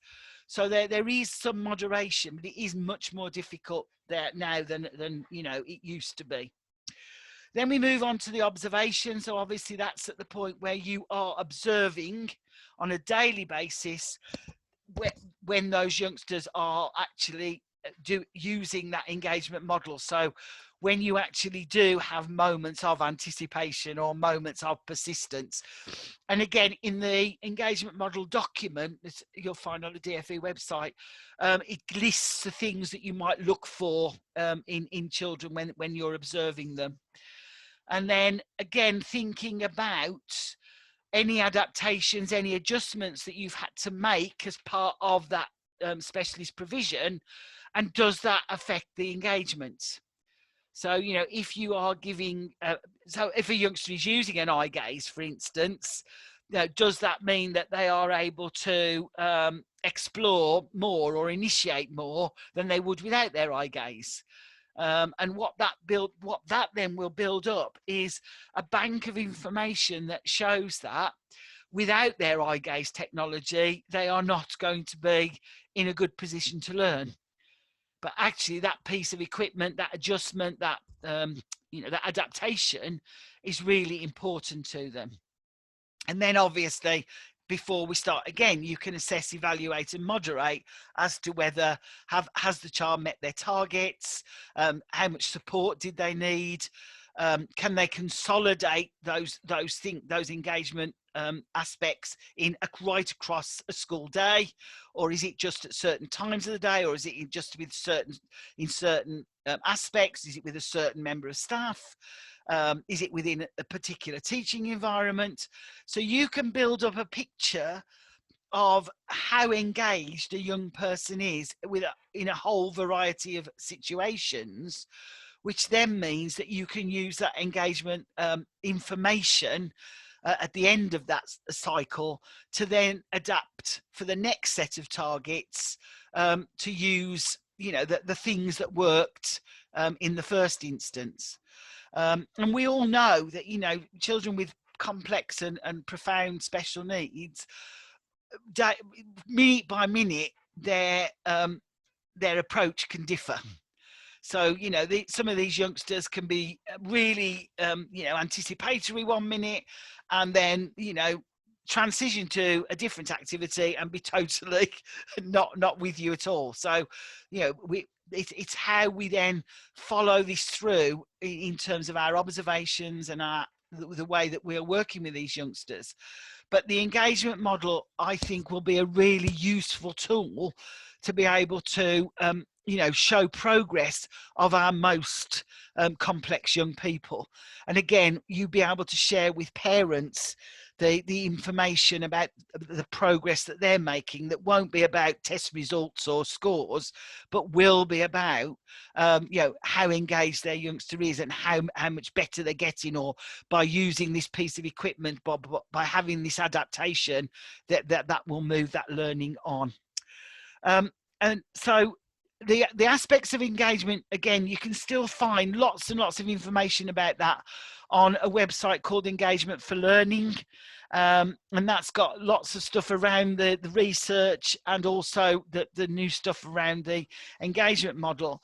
And one of the tools that there is within the Engagement for Learning toolkit, and again, all free to download, are these, I suppose, check sheets, really.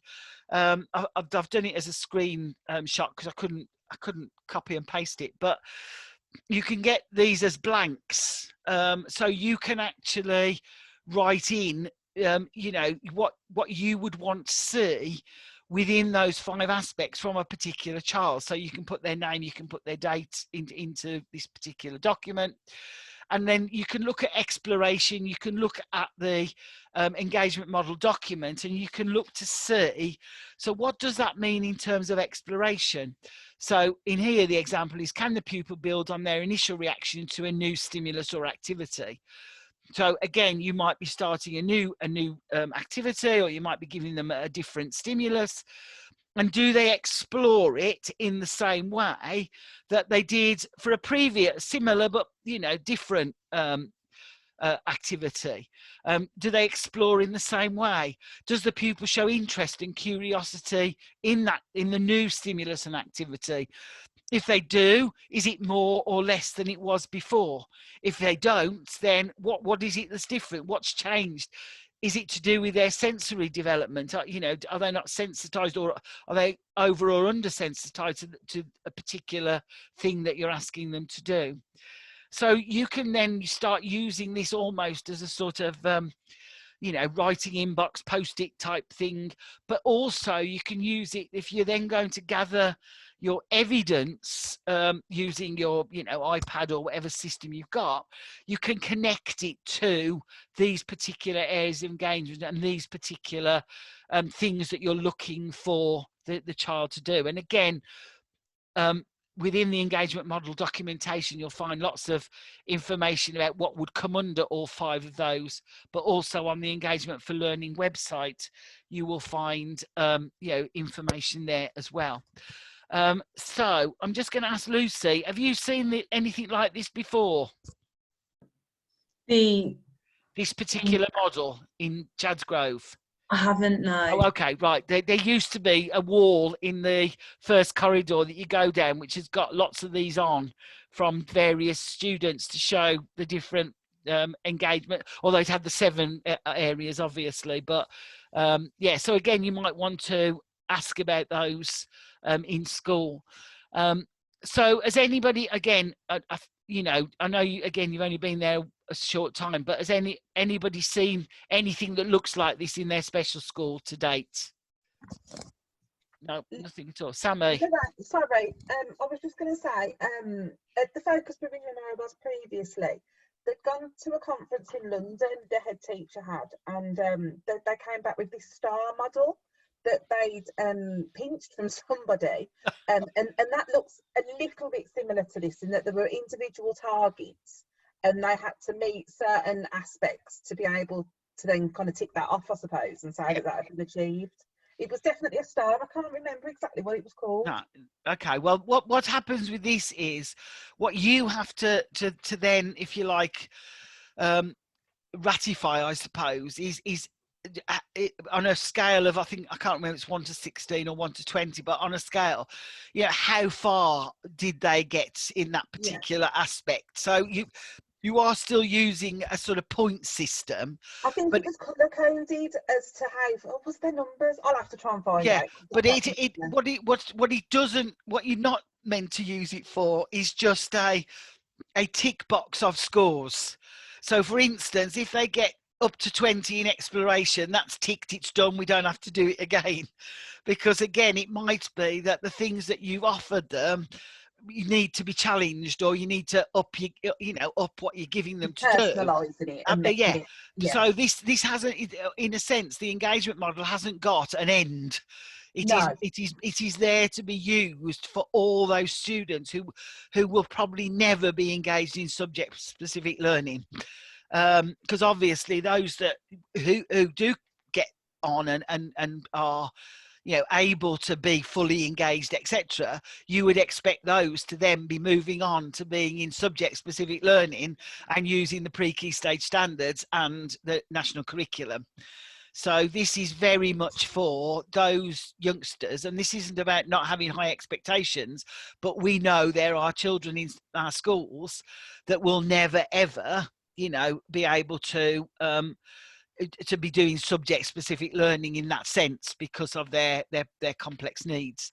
Just my own criticism of the school I was at, this is the focus provision within the mainstream. The staff are very much involved in this type of process, but the head still has this thing about getting those kids onto the national curriculum, accessing that. It's just a bit like and that the problem is that while we have got you know, the sort of results system that we've got in schools, and schools being held to account by results, then head teachers are always in that dilemma, because in order to be an inclusive school, you have to accept that you will have a percentage of youngsters who will never be within that, you know, that cohort, but they are making progress, and you know, your inclusive practice is such that they are making really good progress. Where you do have really inclusive schools in mainstream, they're not worried about those results. What they want to show is progress for every single child from the starting point, from where they were initially. And again, because the new Ofsted framework is more geared towards that, then that's where we need to be. I think the issue for me at the moment, and for you as you start your careers really, is, you know, we are now nearly 12 months, not far off 12 months our first lockdown, and you know, there's a considerable number of children who have missed out on high quality education. I think that, you know, again, I may have said this before, I don't know, but you are going to start finding children who, once this is all over, who will still be traumatized from this current situation. Children who will be coming into early years, who will have had no early years support. They won't have been in early years provisions. You know, they may not even been in nursery, where they've been at home, again, because parents have had to lock down or because of vulnerability or whatever. I think we will see the effects in education of this pandemic for at least 5 years. Even like babies, and that, like my nephew was born 18 months ago, but he's never gone to a play group or a baby group. No, because I mean, although official Ofsted rated early years providers have had to stay open, lots and lots of, you know, the church hall play groups and the mother and toddler groups and the, you know, just the meeting in a cafe with a group of mums have just not happened, or they've happened not, and it's all of those things that actually support child development. So I do think that I'm not saying we'll have more children with SEN, but we will have more children coming into schools in your first 5 years of teaching who will have significant needs that we may not have seen before. And so, you know, you're going to have to be prepared for that, and know that, you know, they will be made, you know, you can make up time, you can catch up. But I think the initial year or first year or two might be quite difficult. And how we use assessment and how the government go forward in terms of what they're going to expect from schools through statutory assessment, through the curriculum, through, you know, Ofsted inspections, is going to be really important to how we are teaching and supporting our young people as we go forward. Just before we go to lunch, I just want to mention GCSEs. Now, obviously, many of you, you know, have only not long finished GCSE, so you will know that what this is like. But for an SEN youngster in a secondary school, GCSEs are a real nightmare, because we've now got obviously a new grading scale, 9 to 1, with 9 being the top grade. So we've lost A stars and A's and all the rest of it. We've got this new numerical, and secondary schools, high schools, their accountability measure is around progress 8. So their accountability measure is all about how many students sit 8 GCSEs. That's the main accountability measure of a high school. So we have got a significant number, and I would say between 15 and 20% of all high school youngsters who are currently in year 10 or 11 who are being made to sit 8 GCSEs, because that's the accountability measure of high schools, who will fail all 8 because they just cannot do 8 GCSEs. However, if they'd have been allowed to do 4, they may have actually stood a really good chance of getting decent results in 4. But they can't do 4 because 8 is the accountability measure. Excuse me. We also know that high schools a couple of years ago dropped a lot of their vocational courses because they didn't have the same score level as GCSEs. And so therefore, many of these youngsters are not able to access the more vocational type subjects. So they're having to do, again, 8 very academic subjects. The only reason I'm saying this is from the assessment point of view. I feel we are failing a huge group of our school population because of this system. Now, there are those that will say that obviously because we had to, or teachers did teacher assessment last year for GCSEs, that may have been a bonus for maybe some youngsters that had got some special needs. It may not have been. I'm hoping that this year, although they've cancelled GCSEs, they will come up with a much better system. Gavin Williamson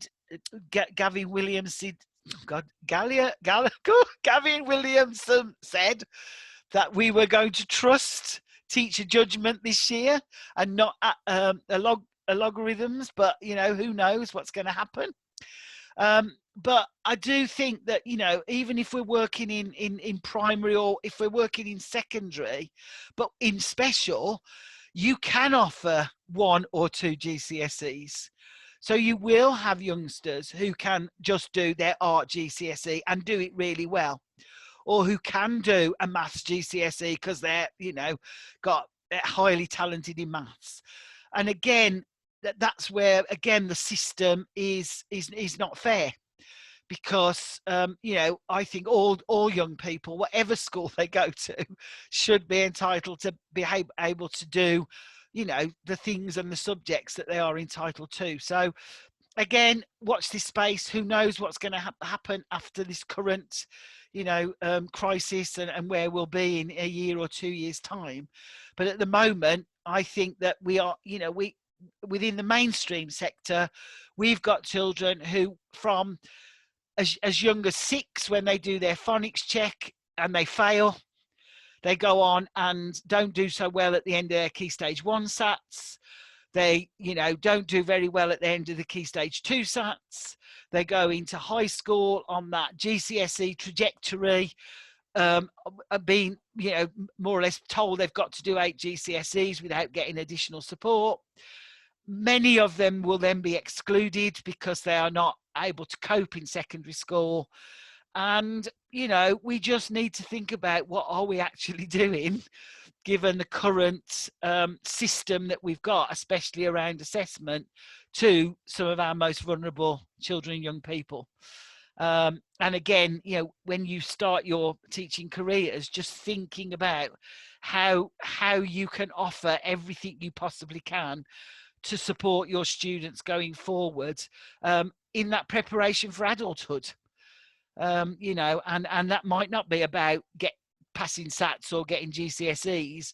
It's about giving them the education they need and making sure that the quality of their education is as good as it possibly can be to get them into the next stage of their school lives.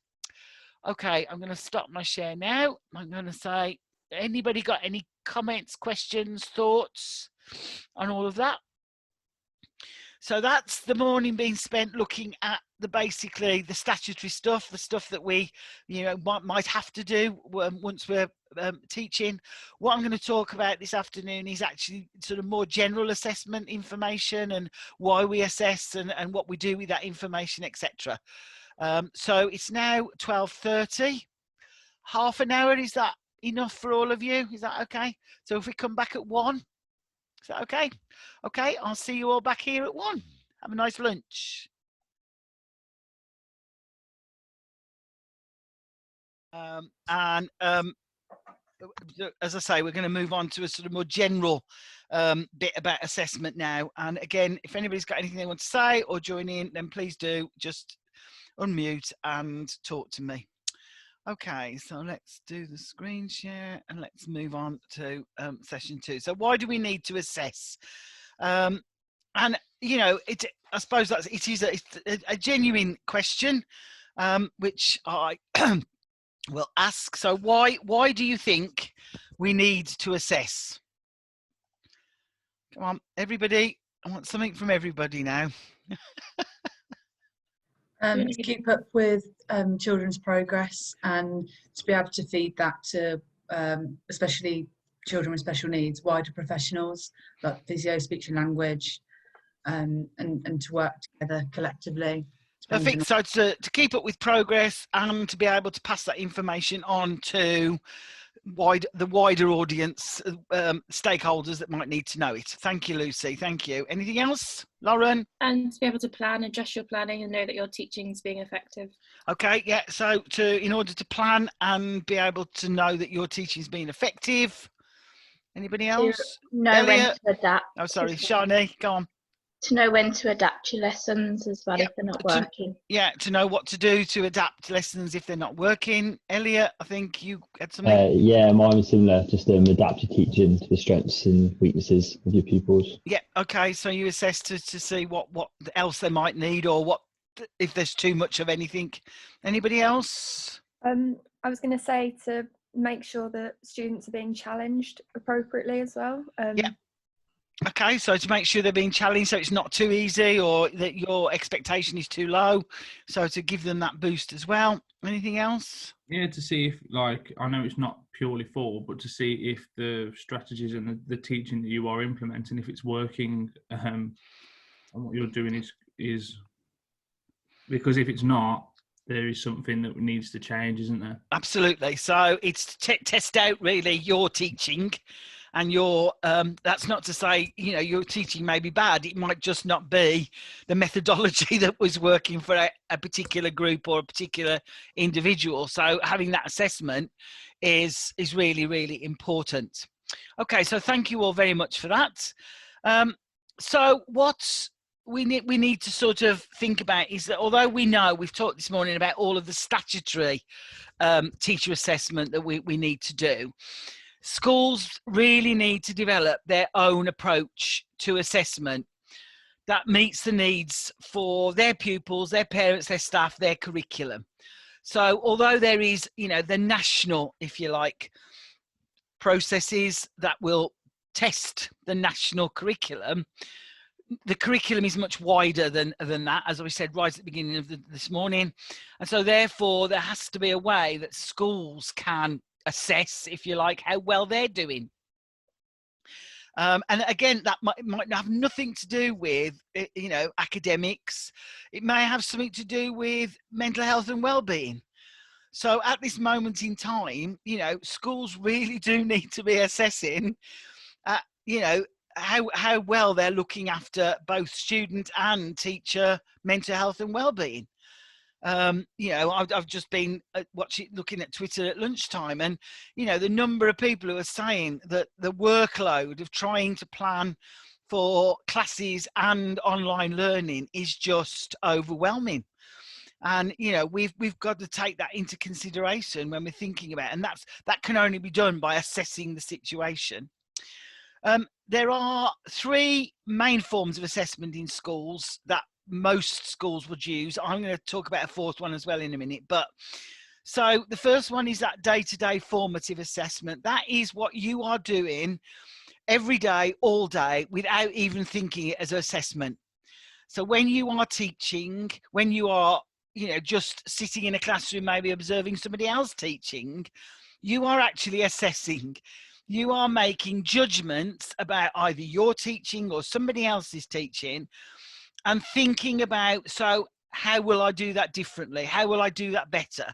What do I need to do to, you know, improve, or what do I need to add, or what do I need to take away to make that happen? And that's happening it should be happening in every lesson all the time, because it's a really vital part of teaching.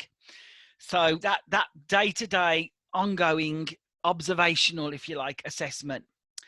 You may also find that in some schools there is summative assessment. That is, you know, I can't remember who it was who said, but, you know, where children were given spelling tests and times table tests, and they may be given an assessment at the end of a term of a particular topic, or, you know, science activity. All of that is in school. It's been, you know, it's been used by school. It's not in any way national, but it will give a picture of where those children are at the end of that period of time. I get very concerned about if there was a lot of summative assessment going on a weekly basis. So, you know, maybe above a spelling test or a tables test. I think if children are being assessed weekly on various things, I think that you can have an overload. And I think that can become incredibly challenging for some youngsters, especially children with special needs. So I think schools need to think very clearly about what their programme of summative assessment is and what it's going to be used for.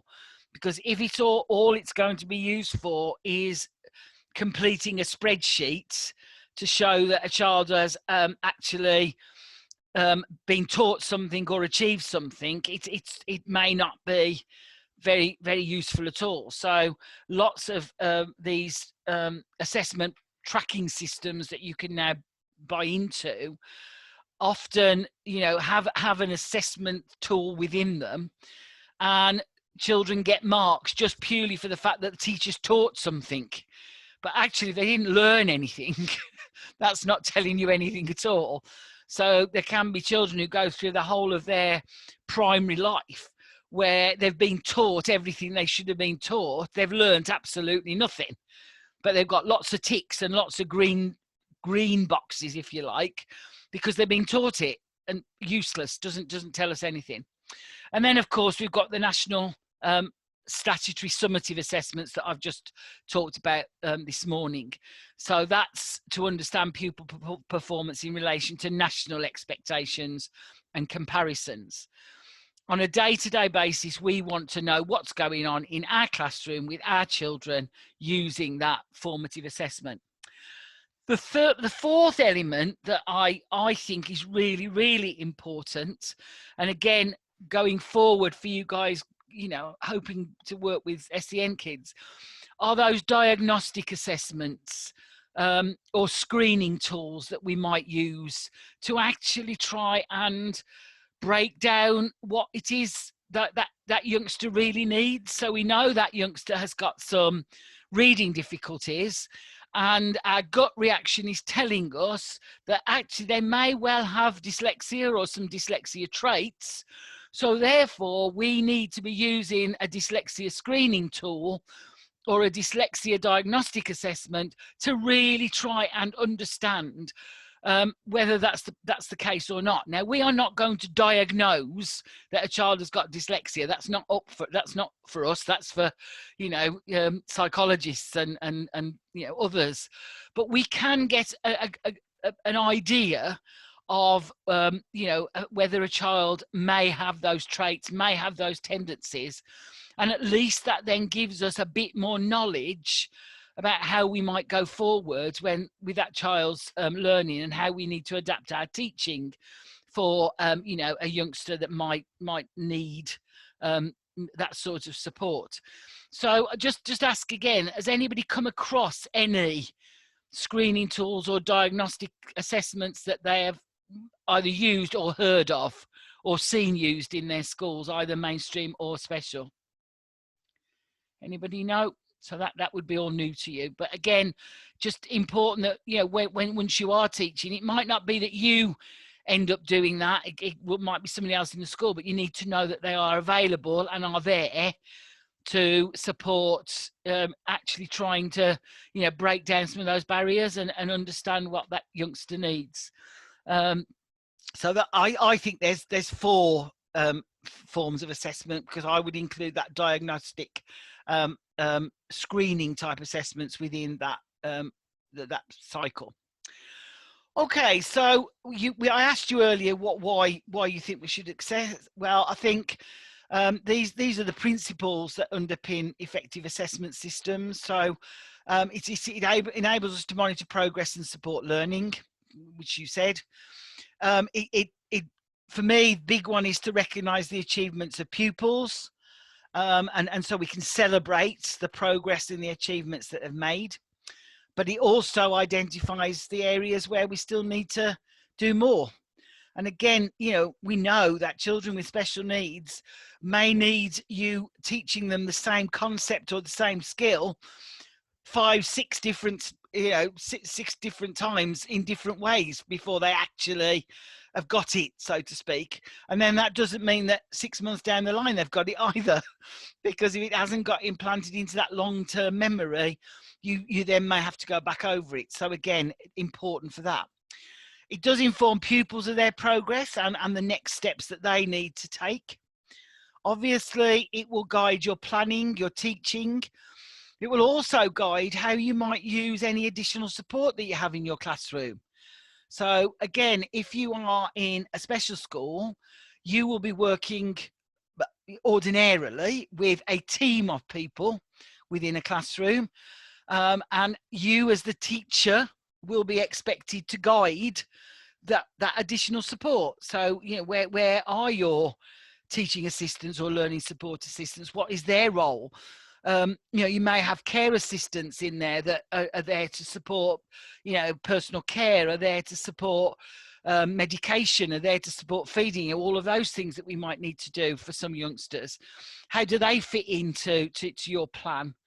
And then also, you know, although there will be long-term curriculum plans, there will be, you know, sort of medium-term plans for particular topics, how you develop those plans on a daily basis, on a weekly basis, on a termly basis, will be left to you.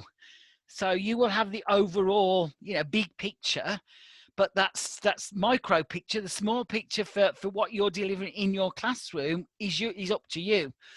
And so therefore, you know, any assessment will guide how you develop that curriculum for your kids in your classroom. And it will also help support you in what resources you're going to need. So again, going back to the engagement model, you know, where you find a child is engaged by, you know, using, I don't know, you know, sand or water or whatever it is, that might inform you that actually, if I really want that youngster to engage, I need to do something that's tactile, that uses sand or water or whatever it might be. So when I'm doing my lesson, I will need to make sure that those resources are available.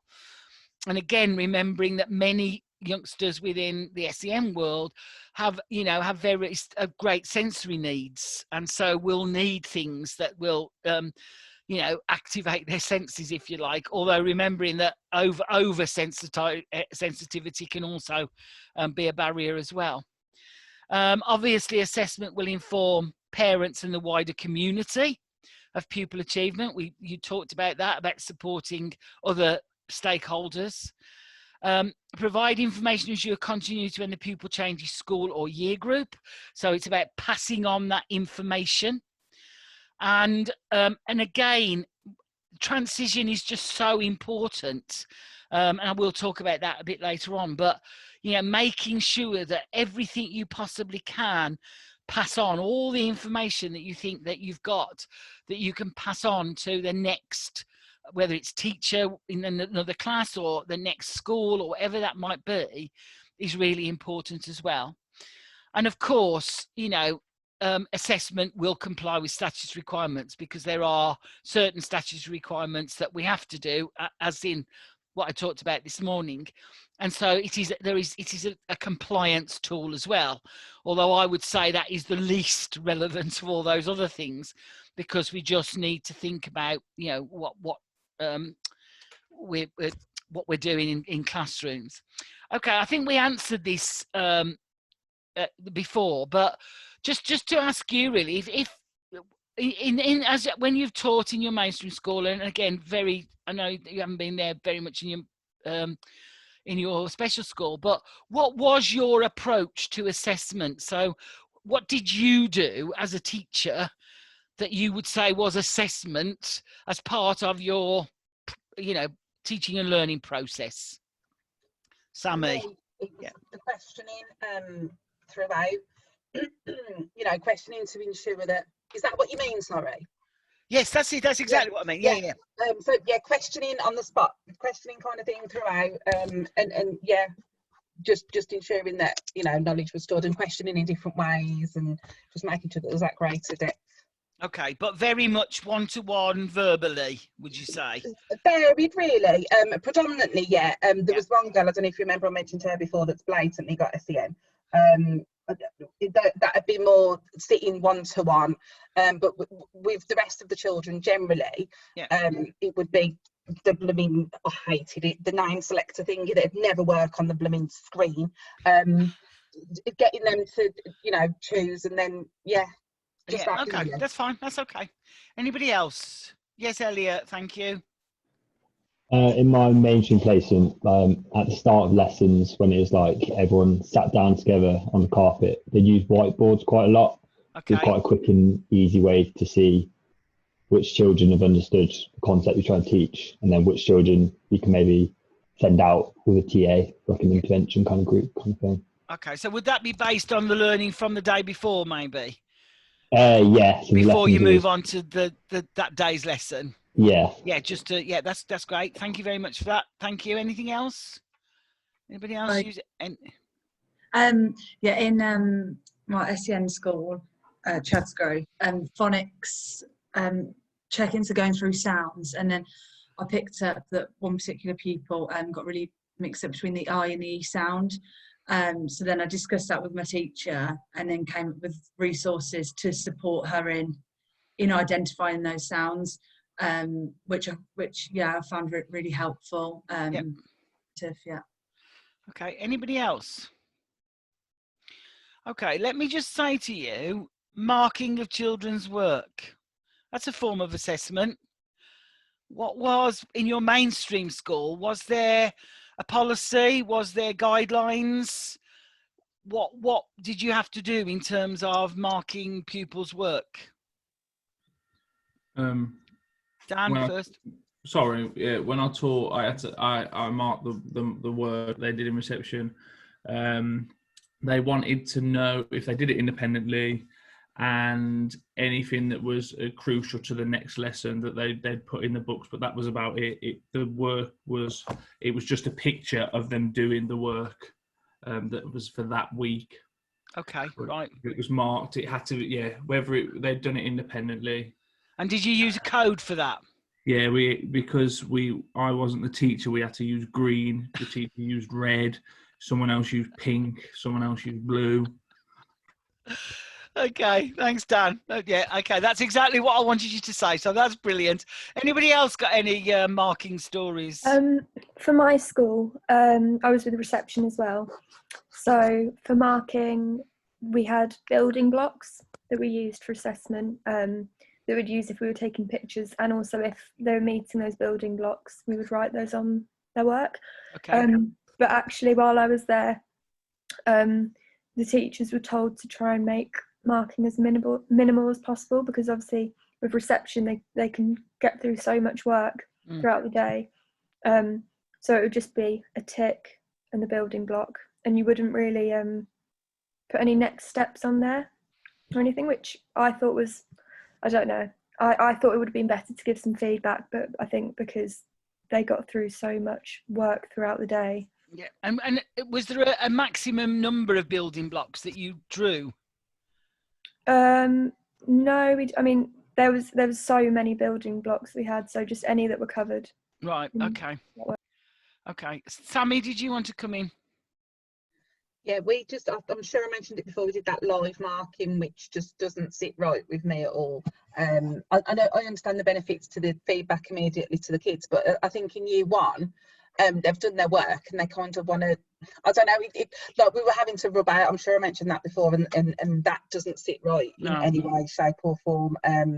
It just, it doesn't, I just don't like it. No. Okay, that's fine. Anybody else? Anybody working with older children, like, top end of Key Stage 2? Yeah, I was with a year 6 class. Okay. In my mainstream, but Yeah. I was kind of kept a bit away from marking. Oh, right, okay. I think it was because it was quite a big thing, and the class teacher always liked to do that. Yeah. But that was kind of when I was looking through books in my first week, it was a lot of ticks, and the children did after a piece of work, like what went well, what could have been better. But again, that was kind of, it wasn't very consistent. It was just if there was time, really, at the end. Yeah. And that's really what I mean. I'm glad you've had those experiences, because marking is a form of assessment. It is your way of looking at what has that child done and assessing how well they've done it. But it is useless unless it's then going to change something, the way that you're teaching something, or the next steps of your teaching. And again, what we appear to have gone in some schools, a bit over the top in terms of marking. So we will have, teachers spending hours and hours marking in different coloured pens, putting lots of, comments, and then children having to write what went well and, what could have gone better, all of that sort of stuff, which actually to me is taking away time from just planning better teaching and delivering better teaching. And, I worry greatly about SEN kids, both in mainstream and special, because I have seen some really bad practice where, the expectation of the school is that everybody must write the date in full, and then everybody has to write the learning objective. And then you look at a pile of books from, the lower ability children, the SEN children, and they've done no work, because the whole lesson has been about copying the date and copying the learning objective. And I just think, what's the point of that? They need to get on with their work, and if they can't get on with their work, then somebody needs to help them with it. Sorry, Lorraine. Go on, Lucy, please do. A really good example of that in my mainstream class. Well, it was a year 5 class actually, and there was one boy who I think did have some special educational needs, although they weren't quite sure what those were.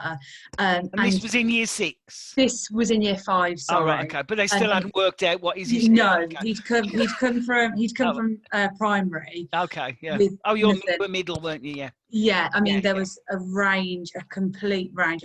You couldn't quite believe that he hadn't had any support, or they weren't. You just think, what's the first school been doing? Yeah, was a whole mystery. And to get him to write, I think they thought he might be dyslexic, and it was, no, write the date in full. And he had this argument with the teacher, and it was, well, I don't want to write the date in full. And it just created, it was at most lessons, and then one lesson just created this whole, it erupted, because he wouldn't write the learning objective. And because his writing, it was, you couldn't really read it. There was obvious major, issues there. And he'd got into this, argument with the teacher, and then had gone up the lesson, was then excluded for the rest of the lesson to behaviour support. But that was just over because he didn't want to write the learning objective, which obviously, because he's got no confidence and because there's deeper issues there's no support. Whereas I just thought the teacher should, then he's missed out on a whole English lesson, I think it was. But also it could be, that to me, straight away would say there's an issue around that learning objective, i.e. I can't copy. which if he has got dyslexia, that could be a real, you know, he finds it he cannot look at the screen, copy, look at, you know, he cannot form the letters. You know, secondly, if he's really struggling with writing, why wasn't he using a laptop or a technology, you know, another device as opposed to making him write? So, I mean, you can ask yourself those questions. And that, I mean, that's from your observation in a lesson, and you're, you know, you are a student. And, you know, teachers should know that. They should know that you know, you don't argue about that. If they can't do it, they're not telling you because they're being rude or naughty. They're telling you because they can't do it. And so therefore, you know, that assessment was right. You made a really good judgment there that there was obviously some issue around that learning objective. And again, it's these school rules, and you will come across them once you get out there in the big wide world, and they do tend to be more in mainstream than special. But there's rules, you know, like you must write the date fully. Well, why? Who says that? Where's that written? You know, if you put the numerical date, is that any different to having the long date? You know, if you complete the work that you've been set that's meeting the learning objective, you shouldn't need to write the learning objective. The work should tell you what the learning objective was. So I think, and again, it's, you know, these marking policies that insist on, you know, certain acronyms and certain colours of pen and all the rest of it. And some of you will come across it because it's what schools do. And even now in lockdown, you know, I was on Twitter yesterday, and it was a secondary school, mind you, but a secondary school was insisting that every single child who was in remote education was in full school uniform, and they had a uniform check before they started their lesson. And you just think we've got better things to be worrying about in this life than, you know, if they're sitting in their pajama bottoms and slippers, so what? If they're there and they're engaged, it's just, I just find the whole thing, and that all comes down to individual schools and you know, what they're trying to do. And my question always would be, so what's the impact? What difference will it make to a child's learning? What difference will it make to a child's progress? So from what we've just talked about, obviously there's a million different approaches to assessment, and then how it's used, because again, if all it's then is used for is to fill in Excel spreadsheets to show that a child has actually you know, completed something, then what's the point of it? It's absolutely of no point whatsoever. Okay, so if we actually look at sort of, you know, what high quality assessment might look like in a school, then for me, it starts with the pupils themselves. You know, are the pupils actively engaged in monitoring their own progress? So are pupils being self-critical, if they can be, if that's appropriate? Do they know when they may not, you know, they're not understanding, or they may have made a mistake? And again, that for some youngsters with SEN, and, you know, going back to Sammy and using rubbers, some kids are never satisfied with what they do. They, you know, they're frightened that every single mark they make on the page is going to be wrong. And they're the ones that you end up, if rubbers are allowed in schools, that end up with big holes in their pages because they've just spent the entire lesson writing, rubbing, because they don't have that confidence in their own progress to actually say, I'm going to do this and I'm going to do it my way. And then if it's not right, well, I can move on and I can do it differently. Also, as teachers, we need to be able to understand and articulate what we actually want the youngsters to do. And again, you know, yes, we can all write a learning objective on a blackboard, or sorry, whiteboard, or on a, you know, on your interactive whiteboard. We can all write a learning objective. It's not difficult. But does that learning objective actually really describe what it is you want the children not only to learn, but you want them to do?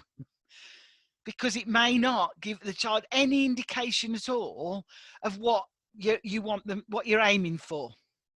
Yes, that's what you want the learning to end up as, but how are they going to get there? That learning objective may not tell them that. Again, do you have you know, the knowledge, the skills, and the understanding to be able to change what you're doing, to change the methodology that you're using, to assess pupils' learning. So, for instance, again, I can't remember who it was, but somebody said, I think it might have been Dan, no, I don't think it was, can't remember, sorry, about, you know, first thing in the morning, all the children sat on the carpet. Was it Elliot? They came and sat on the carpet and we did the sort of carpet time. But actually, who says they've got to sit on the carpet? There might be half a dozen kids in that class who find sitting on the carpet really, really difficult.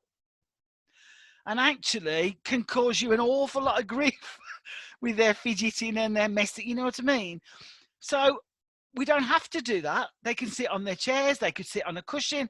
You know, it's about how you, in your classroom, decide you are going to manage how you do things.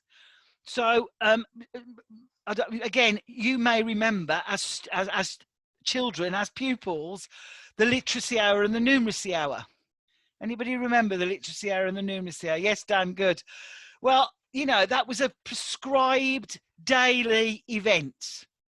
And you'll remember, Dan, it was 20 minutes sat on the carpet, then 20 minutes of doing an activity, then 20 minutes of plenary where everybody had to feedback what they'd done.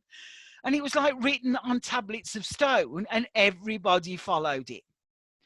Now, for some days, children didn't need to be on the carpet. They needed to be sat at the desk doing work. Other days, some children might have needed longer to be sat on the carpet. It might be that some youngsters actually preferred lying on the carpet to do their work.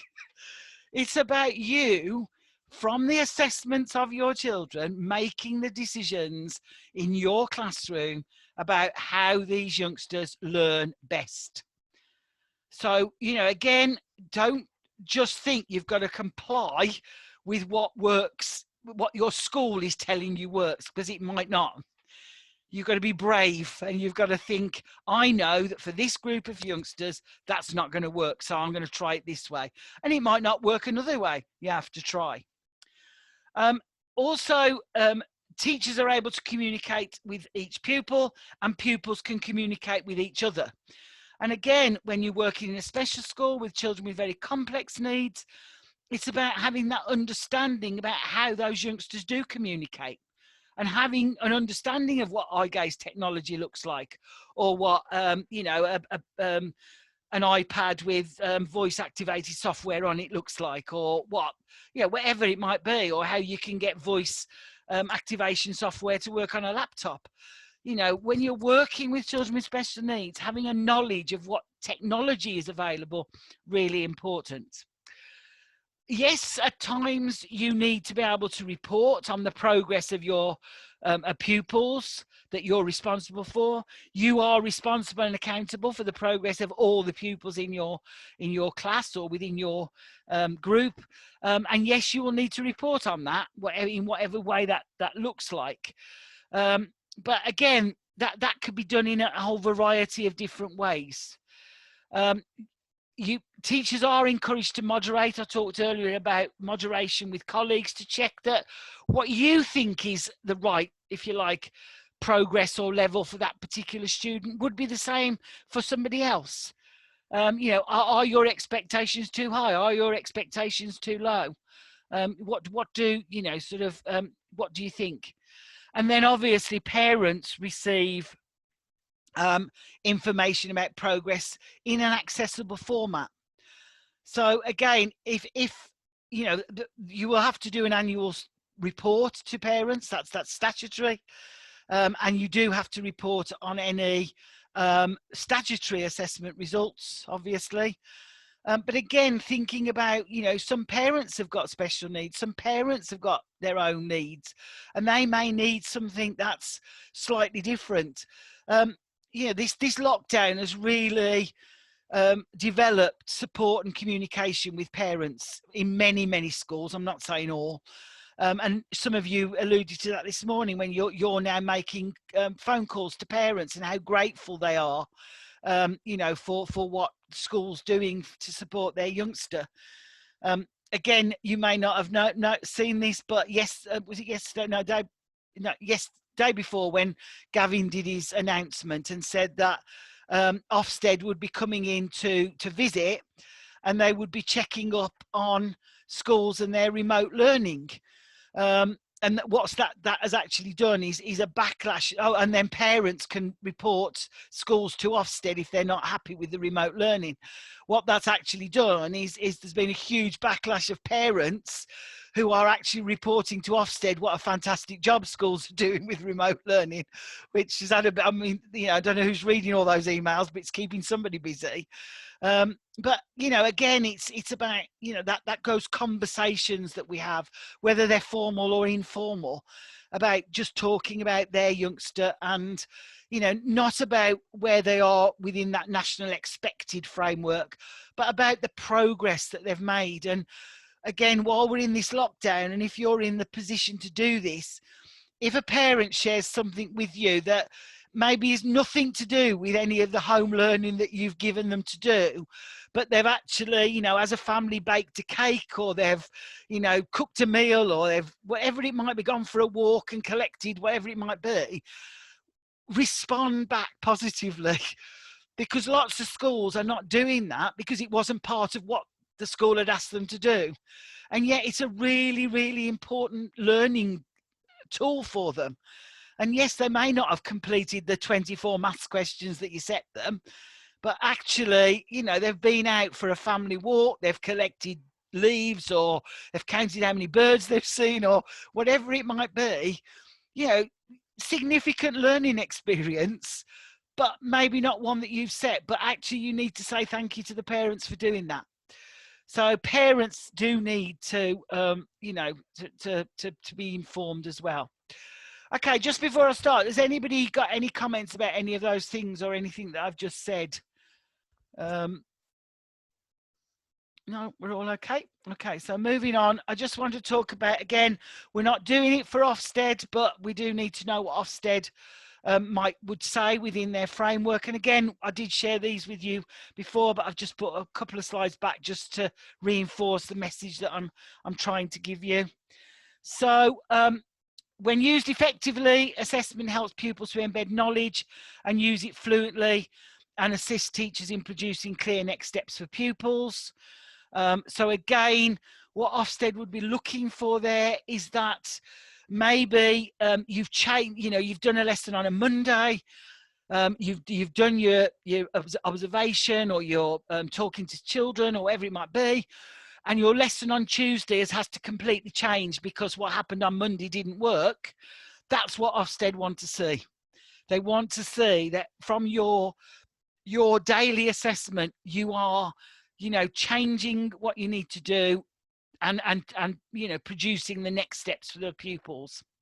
So they'll evaluate how assessment is used in the school to support the teaching of the curriculum, but at the same time that it's not substantially increasing teachers' workloads.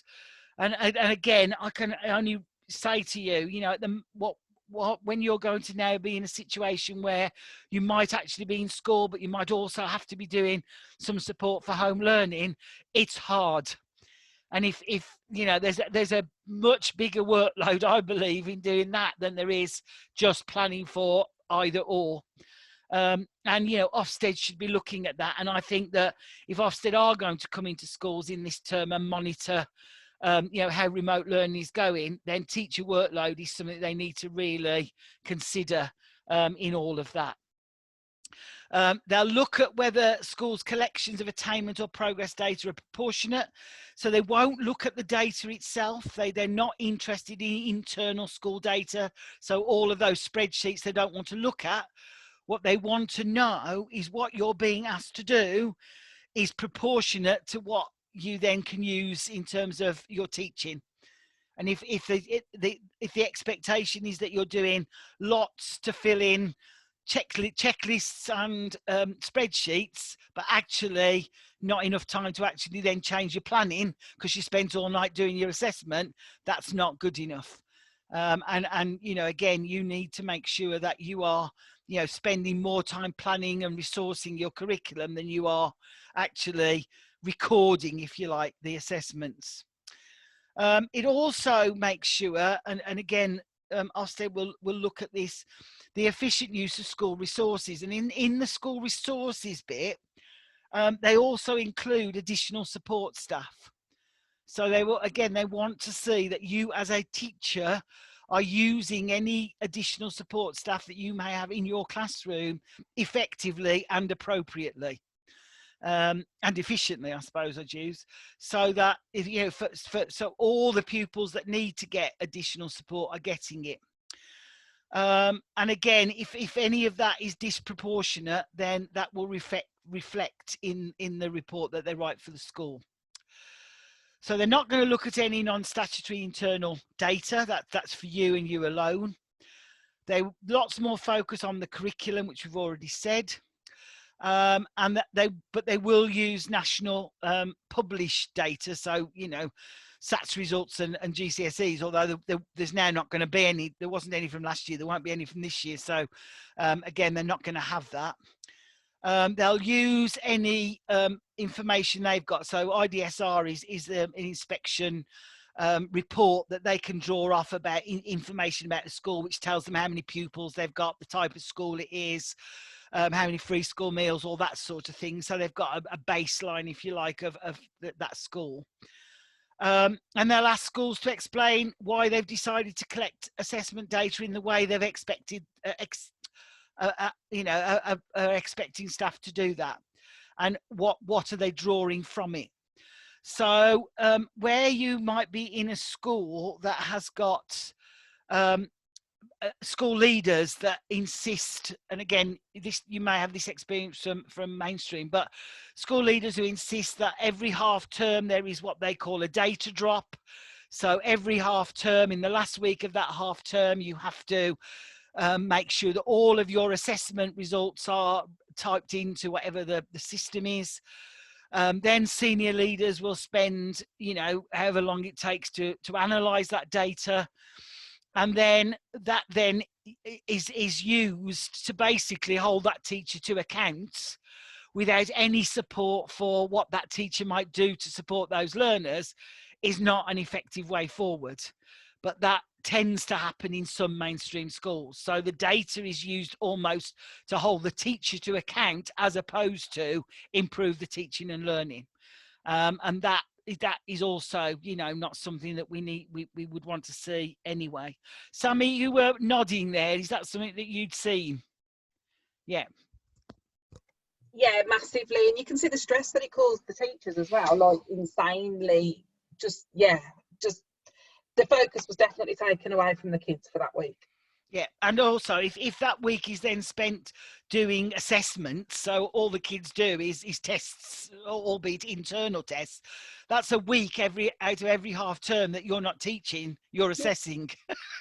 and you know, we moan that there's not enough teaching time now, and yet you're spending a whole week every half term, so that's 6 weeks a year, doing assessments that actually, especially at the minute with COVID. Yeah, like I don't know about if anybody else noticed, but I literally, between hand washing and obviously you can't congregate in the corridors, so it's like one by one. Yeah, your time with the class is cut by at least a third, to then waste it assessing when everything's so up in the air anyway. It's just insane. And if you're doing good assessment on a daily basis, then you're doing your job, as far as I'm concerned. So so there is guidance. There is, as I say, we're not doing it for Ofsted, but there is information there, you know, to sort of support that. But just you know, to know that we need to be doing assessment. I'm going to talk a bit more about that in the third session. But just to finish, I just want to use this cartoon strip.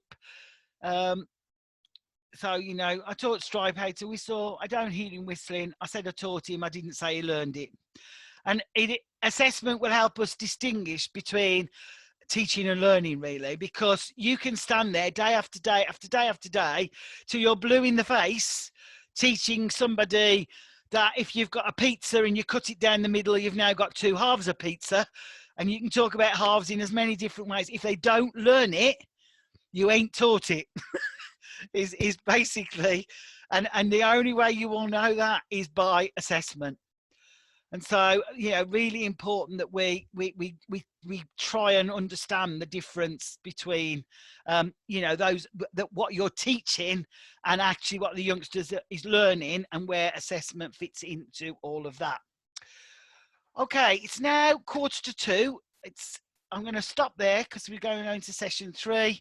Just going to take 15 minutes. So 1:45, so back at 2 o'clock.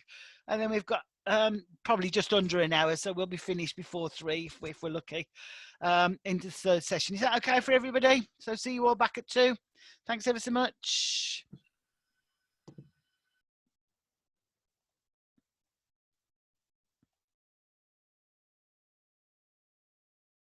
So this session, we're going to be looking at sort of wider aspects of assessment, really, and as you start your teaching career, the sort of things that you might want to start thinking, well, you will think about once you've got your own class, and that in the first stages of your career, if you like, and let's hope that by September things are back to normal and you'll be starting your jobs in a bit of a different world. Let's hope anyway. So I'm going to just share my screen again. Okay, so as I say, final session, assessment moving forward. So the first thing for me is, before we do anything to do with curriculum, before we do anything to do with assessment, what we have to do as practitioners, and especially working with children with special needs, is get to know the child well. It is all about getting to have as much information as you possibly can about the children, the child, individual, whatever that you're working with. And that can come from a whole host of different backgrounds. And again, depending on where you are working and the age of the children you're working with, will depend very much on what you get, if you like, as information about that particular youngster. Some schools will be really, really good at making sure that you have access to lots of information, probably too much sometimes. Some schools tend not to be as good, and so you have to go and find it. It's not something that's readily available. If a child has moved into your school, so they've come from another setting, again, it will depend very much on how quickly the previous setting sends in information and who's chasing that. So, you will have to do some chasing, but I would say that, one of the first port to call is the parent carer. They know their child well. They're their first educators. They will be able to tell you a great deal about their particular child. Some of it you may not want to hear, some of it you may not want to believe, but they are first educators. If you are working with very young children, so those of you that are working in early years and maybe have a permanent job in early years, and you are looking at those very early days when children are starting to come in nursery or reception, one of the things that I think is really, really important is to try and find out as much about their birth history as you possibly can, because assessing that birth history can give you a real insight into the background for that child. So for instance, going back to summer-born children, if a youngster has been born, a summer-born baby, born in August, let's say, who was 2 months premature, then in reality, they are in the wrong year group, because they will be going to school with a cohort who, if that baby had gone to full term, they would have gone into the next cohort. Does that make sense? So, that it might be that they are, very, very young child who was born prematurely. And so therefore, had they have gone to their full birth time, which might have been, October, they actually would have been in another year group. So that will give you quite a bit of information really about the development of that youngster and the development stages they're going through. Any medical history, any long-term medical needs or hospitalization, family background. Again, you don't pry, but you can find out quite a lot. Parents do especially from young parents of very young children, they will tell you. Their home life, and again, I think through lockdown we're learning an awful lot about some of the challenges some of our youngsters have in their homes. You know, where we know that, I mean, you know, Sammy was saying earlier about her 3, you know, there's no way that she can be supporting all 3 all at the same time. We know that in some families, you know, they've been on the telly, there's 6 children and they've got 1 phone between them. Well, there's no way that all 6 can be engaged in remote learning if it's online at the same time. It's not going to happen. So we can finding out what they're like, the youngsters' likes and dislikes are, and what their strengths and difficulties are, what their previous education has been like.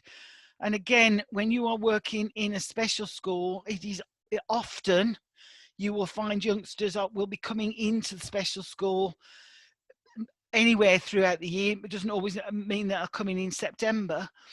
And you may find, especially if they've got significant social, emotional, mental health needs, that they've been to 5 or 6 schools before they've actually come to you.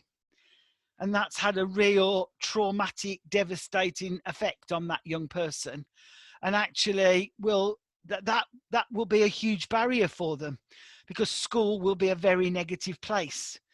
And where you would start with a youngster like that is a very different place to somebody that's had a really, really positive experience of education to date. What achievements they've had, and again, that might be, you know, nothing to do with school, but the fact they're a brown belt or red belt or whatever in a martial arts, or you know, they play football on a Saturday, you know, whatever it might be. Finding out what is it that floats their boat and what are they really good at. What are their barriers to accessing education, and we're going to talk about those in a minute. And then how do we identify what those needs are? So Lucy was talking about that young man in her mainstream school who had gone into middle school in year 5, who obviously had some really significant needs, had been all through their first school, and nobody had ever, one assumes, done any work towards trying to understand or identify what those actual needs were. And if they had, they obviously hadn't been very successful because they weren't passing it on to the middle school. So, you know, for me, it doesn't matter. You can do as much assessment as you like around academic performance or, you know, your learning. But if you don't know the child well, you don't know where you're starting from. So really important before we start anything else that you build up that, you know, that personalization of a child. Now, you know, again, in a special school, that's a lot easier because you have less pupils. So you probably have less pupils with more needs. But, you know, in most mainstream classrooms, you're going to be at high 20s, early 30s in terms of numbers. To try and find all that information out about every child is a challenge. But that doesn't mean you can't have a snapshot of each young person and, you know, get to know that child really well. Just again, anybody, when you were in your mainstream settings, how much support did you get in terms of pupil information about the pupils that actually you were going to be working with or were working with? Only when asking. Sorry, Yeah. Sammy, go on. Sammy first, go on. No, I'm just copy. It was only when I was noticing things and I was being a nosy. I'm saying nosy. I was just asking what I needed to know, and only then was it shared. There was nothing that was made explicitly to me. Okay. And did you have any children with education, health and care plans? Not diagnosed, although the one is blatantly obvious. Yeah. Okay. All right. Thanks for that, Lucy. Yeah, I was just going to say. I kept saying, like, I have to say to the teachers, like, oh, sorry that I'm asking like 20 questions, because yeah, it was, you know, when asked, it was given, but I did feel like I was constantly, you know, pestering it, and it was things, you know, for planning. It wasn't just because I was being nosy. But you need to know. You've got to know these things. Yeah, and I wanted to get to know the children and their behaviours. Did you have any education, health and care plan children?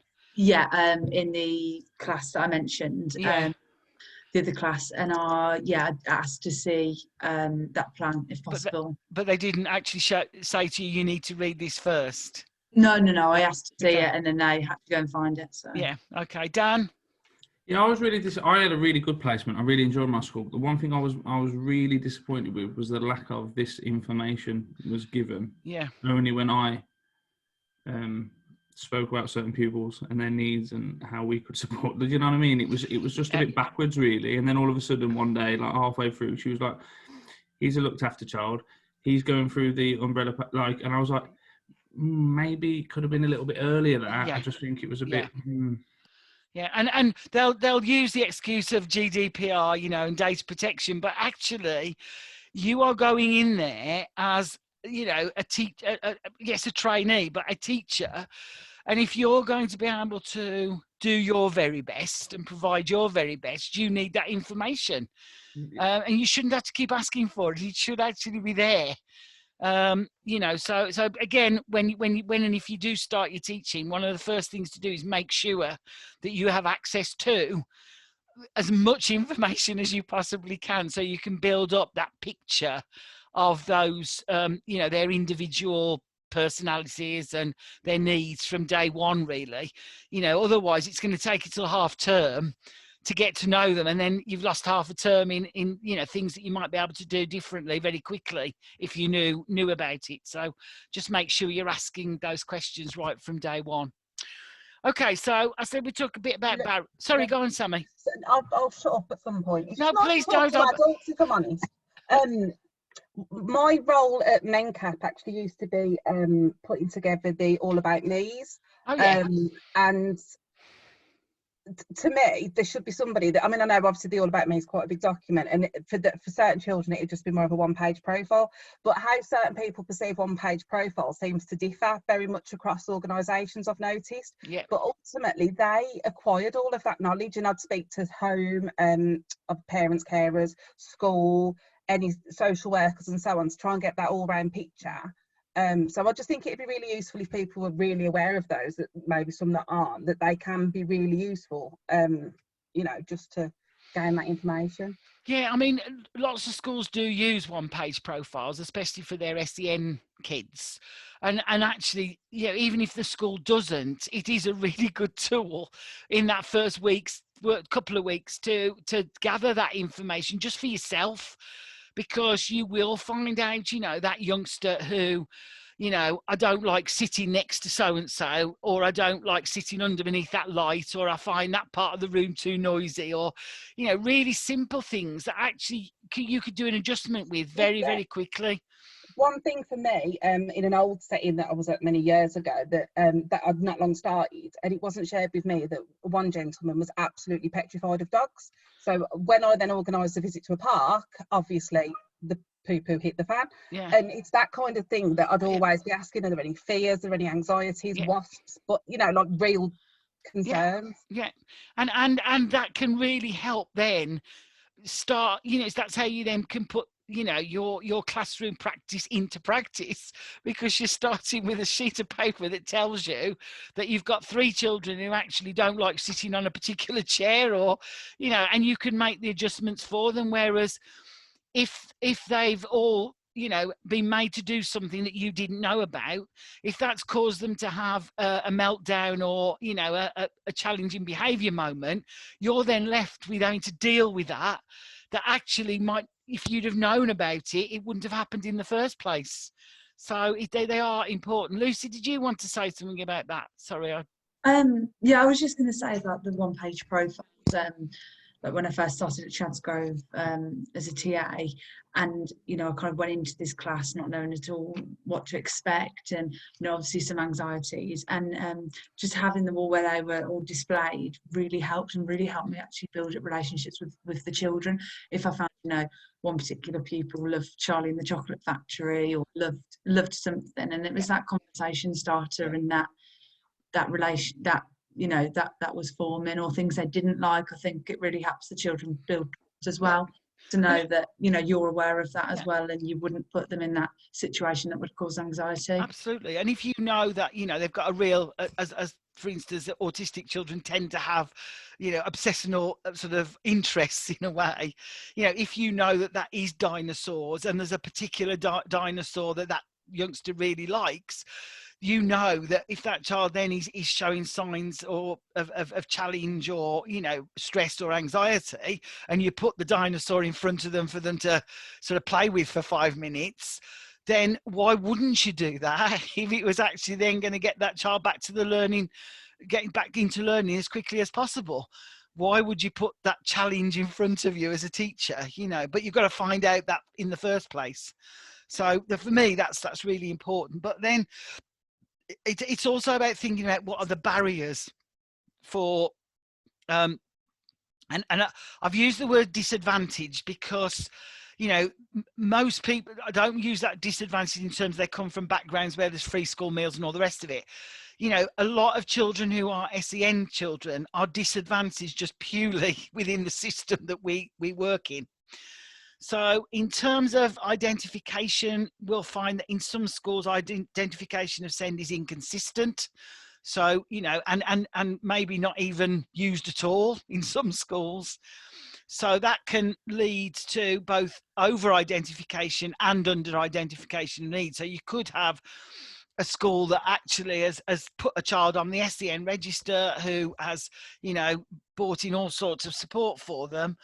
And actually they've not got SEN, they've just got a, you know, a learning need that could be made better, if you like, by, I don't know, the use of a laptop or the use of a writing slope or something really simple. But then you've got all those youngsters that go unidentified just purely because that nobody's identifying them.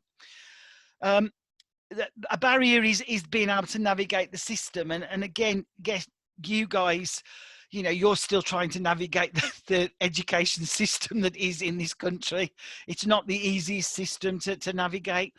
And it's made even more difficult now by the fact that we have maintained schools that are still controlled by local authorities. We have academies that are dictated to by their trusts. We have standalone academies that are really like ordinary schools, but they're not local authority schools. We've got free schools that, you know, and we've got this whole gambit of different schools within the system and how you navigate that. And then parents are seeking support from you guys for them to be able to access the system as well, because there is a postcode lottery in terms of what's available for whom. So that the system is a barrier. Funding is a huge barrier because you know, although SEND funding is national, there are local authority tweaks and changes, so the money that's available will differ. And you'll find that when you actually, you know, when you start teaching, that, you know, every school is different in how it allocates SEN funding. So again, you know, even at school level, access to quality schools, again, school admission processes mean that you know, children who have got SEND whose parents are not able, if you like, to fight to get them into certain schools will end up in schools that maybe they don't want to be there. And again, we know that there are some schools, often academies, I have to say, where they actually blatantly say, we can't meet the needs of your child in this school. And so that becomes a major barrier to education. Parental engagement, again, I've talked a lot about parental engagement, and, you know, I think that parents are engaging really well, or as well as they possibly can at the moment where they can. But, you know, schools have got a role to play in that as well, in terms of the communication and what we're doing, especially now. And I don't think we can't lose this rapport we've built up with parents over this last 12 months. We've got to keep that going, because in too many cases, that parental engagement has been a barrier. The quality of the provision we've seen in school, and again, that's about inclusive practice. It's about sharing good practice across the whole of the school system. So, you know, where we know there's some really good inclusive schools, they should be working with other schools to do that. We also know that there are a group of young people who are, well, what I've put here, but pushed out learners. So students that are off-rolled or are just never in education. And you know, I think I shared with you statistics before, you know, over 20,000 children with an education, health and care plan who are actually not in an appropriate educational setting, just because they can't, either the parents can't get the place they want, or, you know, they're not, it's not available to them. Special schools currently are facing particular challenges in terms of recruitment, in terms of retention, and in terms of the number of pupils that they're actually having to now take. So, for, you know, class sizes are far bigger than they ever used to be in specials. I think, you know, in a PMLD class in Chadsgrove, it used to be about 8. I think it's about 11 now.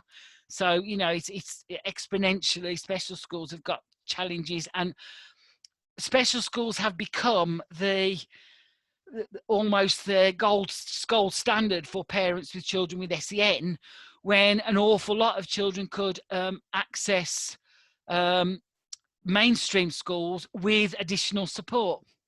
But mainstream schools are not offering that additional support, so more parents are trying to get their children into special, and of course that's then becoming a barrier for those youngsters that do need special. So again, it's about more inclusivity in our mainstream schools. We also know, and we've known this a lot over this last year, that ethnicity, SEND and poverty are all linked together. And that, again, you know, we've seen lots of research about the different, you know, black and minority ethnic groups that have lost people to COVID because they're more susceptible. We know that there's an increasing number of children who we're teaching in our schools today who are living below the poverty line, who are accessing food banks, who have not got anywhere specific to stay because they've been moved out of their accommodation. So again, a huge barrier to that young person coming into school to learn. And then making sure that our early years provision is absolutely top notch. And for that, I mean, for SEN youngsters, I still don't think that we've got a really good early years system. We've got some fantastic early years provisions, but funding for early years is poor, and funding for children with SEN in early years is very poor.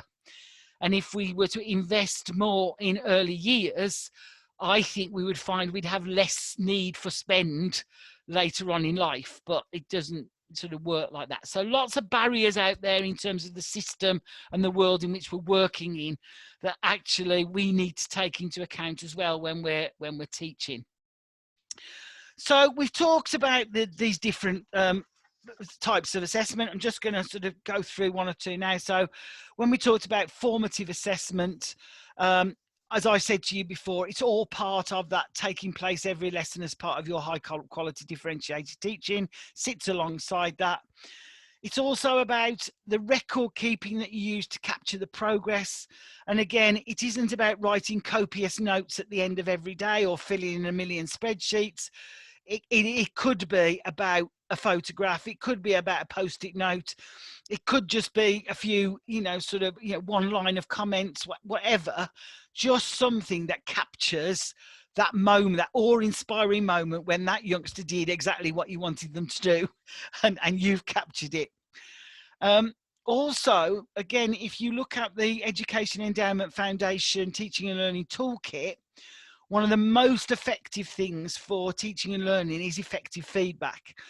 Now, within effective feedback, that includes marking, but what the EEF found was that effective feedback on an ongoing basis was one of the best ways of doing assessment. Now, there are pros and cons to this.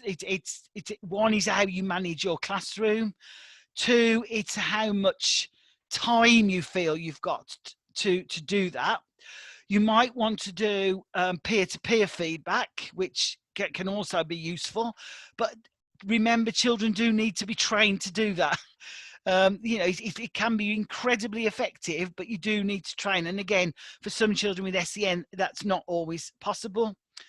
We've talked about observations. I think they are vital, especially with, as we've said, early years, but with SEN kids. I think that, you know, what you observe in your classroom on a day-to-day basis is the key to good assessment.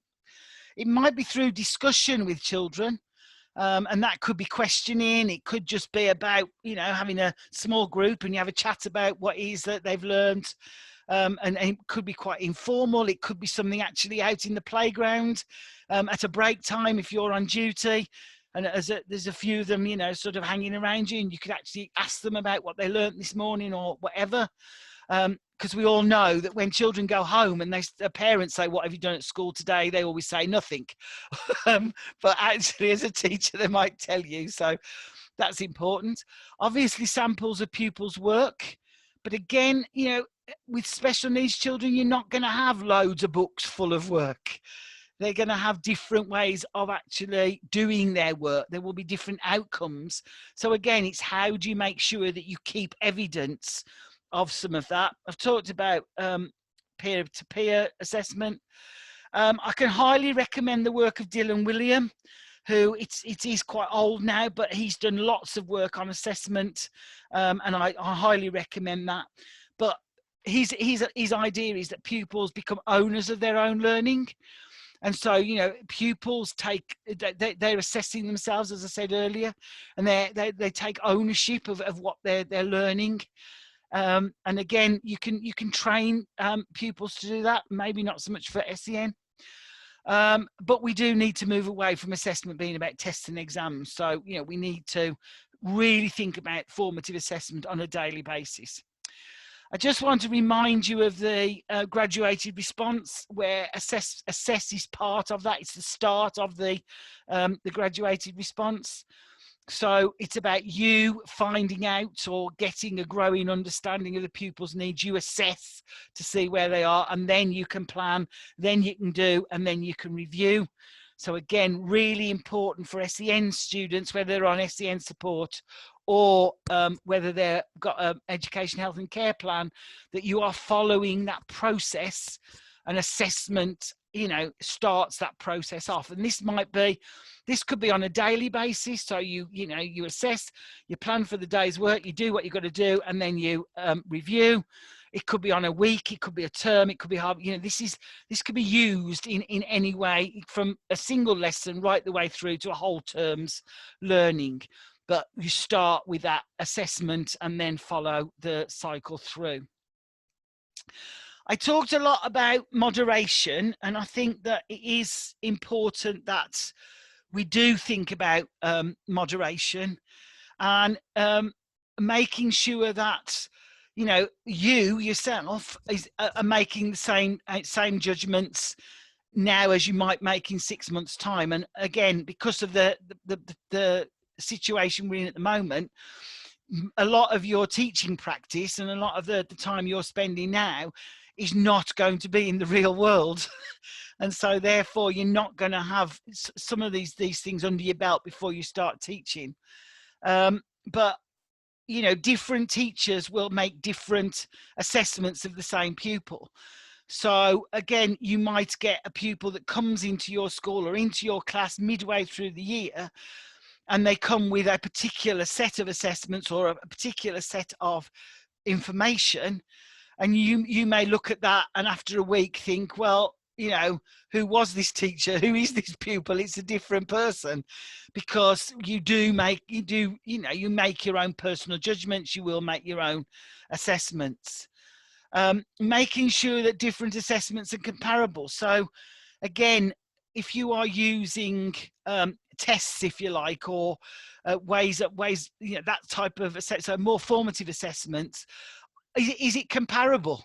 Is the one that you gave last week the same as the one you're going to give in 3 weeks' time? Or, you know, that I'm not saying you're testing the same thing, but are you testing it in the same way, I suppose? And that's why for youngsters with complex and profound difficulties, the engagement model is really good, because we know that, you know, if you like, what you're assessing in terms of their engagement is comparable, because you're assessing against an engagement activity. And then again, is what you are offering fair?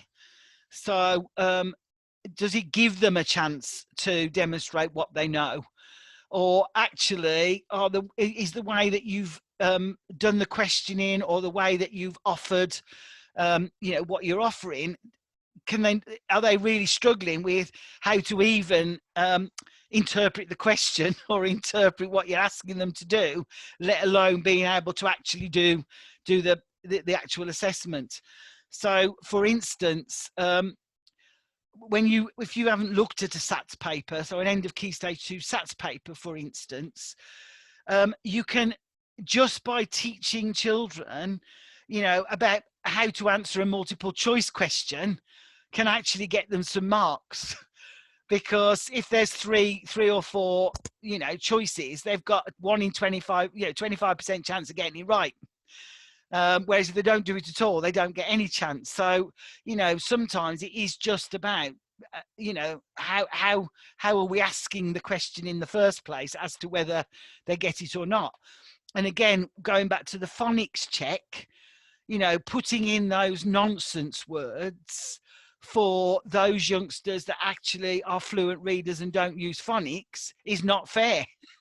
Because they will not read those words phonetically. They will read them as being nonsense words, and they probably won't read them, or they'll change them to a word that looks similar, that means, that has a meaning. So again, it's about making sure that what you're offering is actually fair. One, to, for everybody that you're doing the assessment for, but actually for the individual, in terms of, do they actually understand what it is they've got to do, as opposed to, do they know the content, if that makes sense. I also just want to mention here about the sort of things that you will see as part of monitoring that goes on in school, which again is I suppose a school version of assessment. So it's assessing how well you are doing. Some of these you'll know about, but obviously classroom observations, and you will have been used to those when you were in your mainstream school. Learning walks, which is where leadership or curriculum leaders will sort of walk around the school and use sort of observation skills to look for specific things.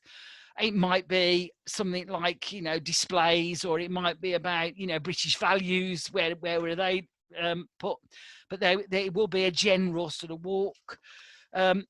I would say that any children that are actually doing interventions that are outside of the classroom, they should be being observed at some point, because, and again, if you when you are in teaching and you have asked maybe a member of support staff to do some intervention work with a group of children, you need to know that what's going on in that intervention is being done properly and it's making a difference, because you are still accountable for those children and the learning that's going on. So I'm not saying you should leave your children to come out and see what they're doing, but you do need to know what is going on during those sessions. Some schools will do book scrutinies, and so obviously we'll take in certain groups of books. It might be that schools offer the possibility of peer group teaching. So, where a teacher will teach alongside, and again, as a student, you'll have been used to that.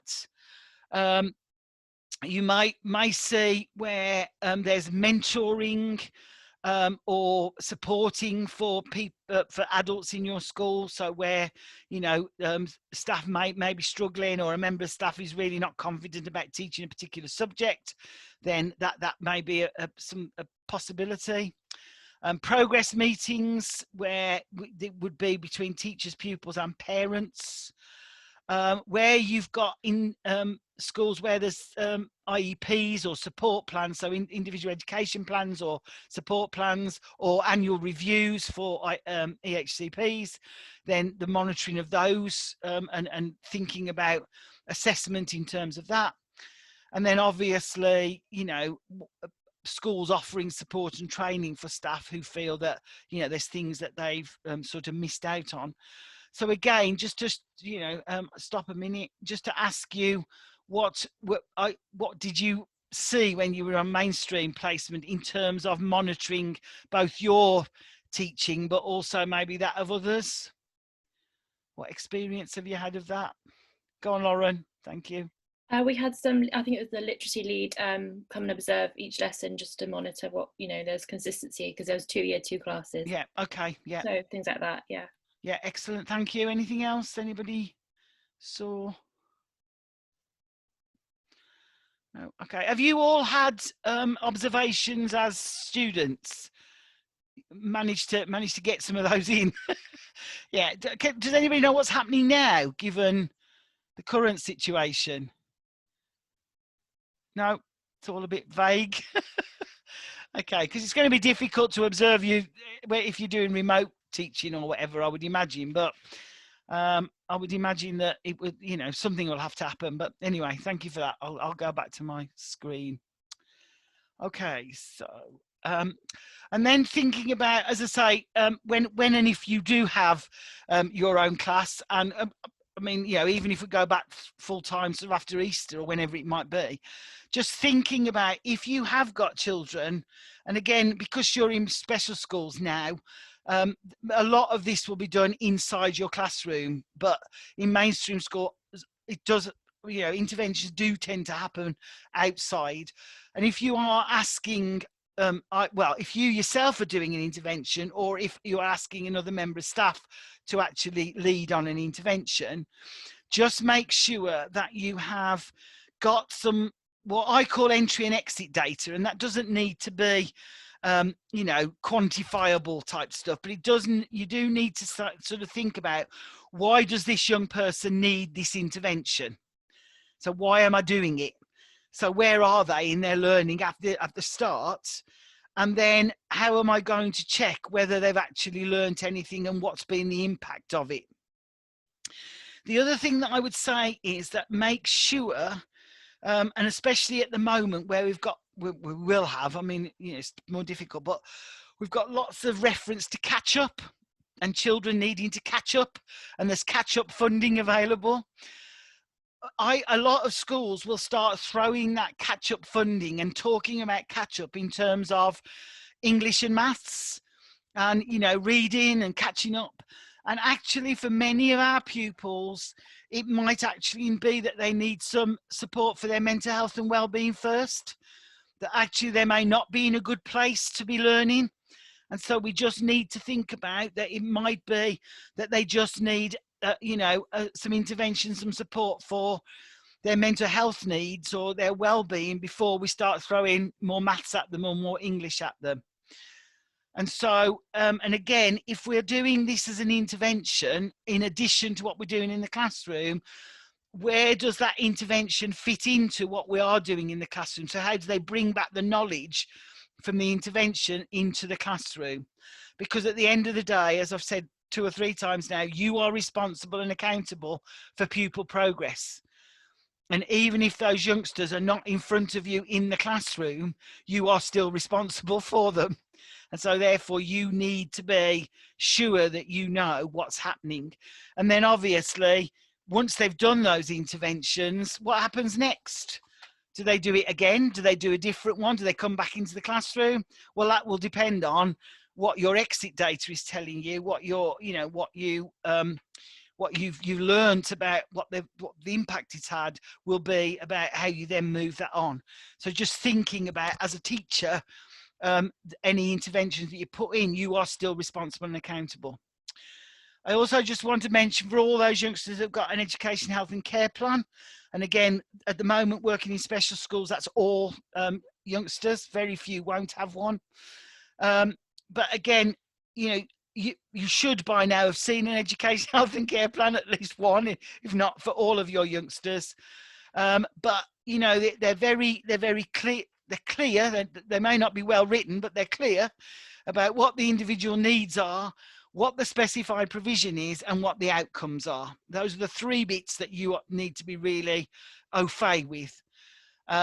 They won't tell you what that personalised curriculum looks like, but you'll be able to read from what's written in the plan, what that personalised curriculum looks like. So what does this youngster need on a daily basis? Will also indicate if there's any welfare and personal care needs.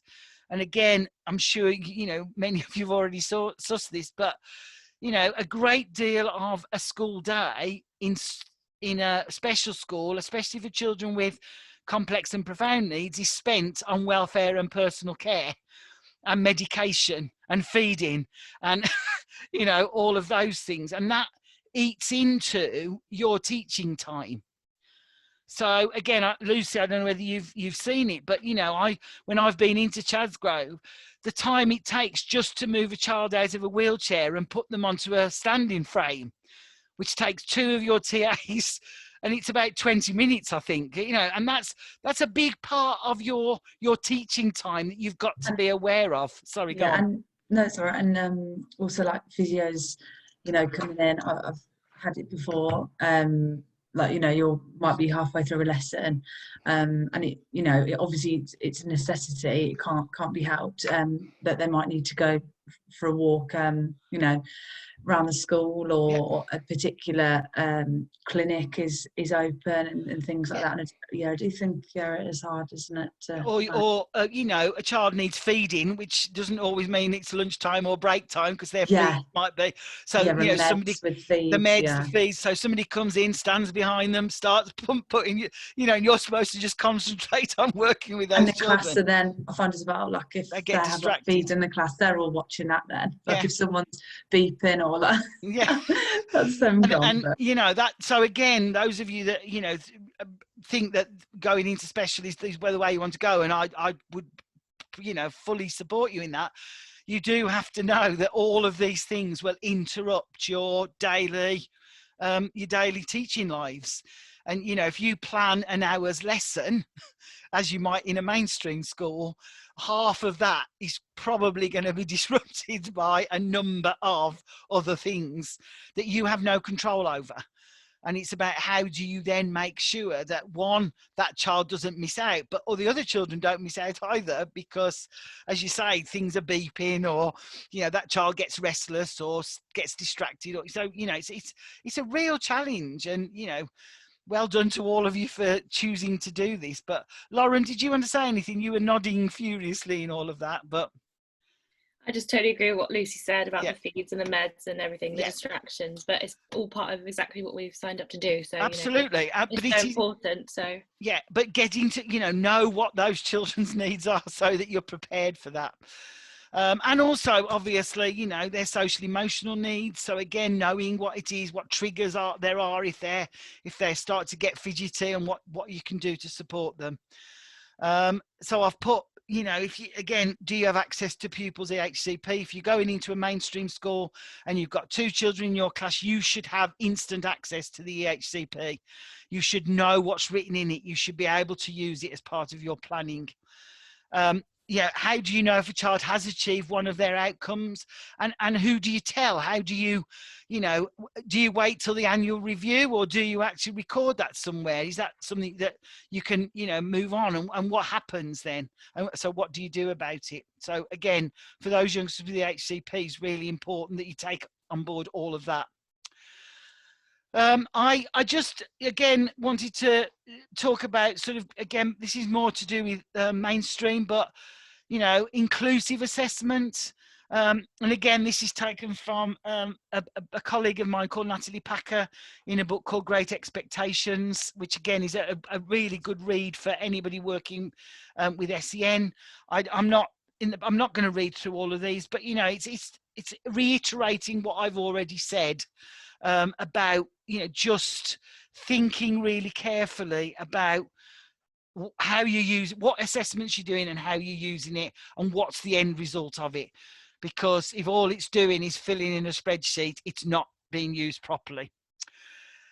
We also need to think about what outcome measures we've got. So what's, you know, what are we going to use it for? So yes, we do need to have something about academic progress from where they started, and that, you know, I include in that all of that engagement stuff for those youngsters who are following the engagement model. We might want to look at attainment as opposed to achievement and progress. For some youngsters, we need to look at attendance.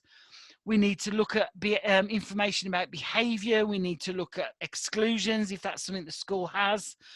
we need to look at where some of our youngsters have gone to, so what destinations they've ended up in. We need to look at any figures that our school's got for pupils that are not in education at all, and what that means for our school. A lot of this is more secondary than primary. And then, you know, how do we give feedback? And then actually, are there any other things that we use that are that give us outcome measures, but actually may not be able to be measured in the same way?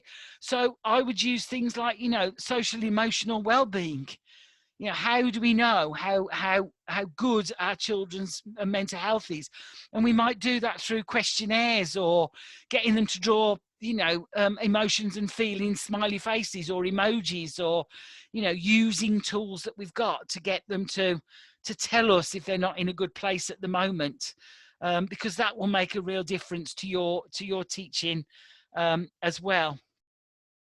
And then just thinking about again, quite a few things I've already said, but how is all this recorded? Does your school use education, health and individual education plans or something similar? My support plan or whatever. Are they useful? Are they helpful? Are they something that you fill in at the beginning of the year and you never look at again? Again, I'd be interested in your thoughts on that in schools where you've been. You know, have you had to use IEPs, and have they been useful? Anybody? Dan?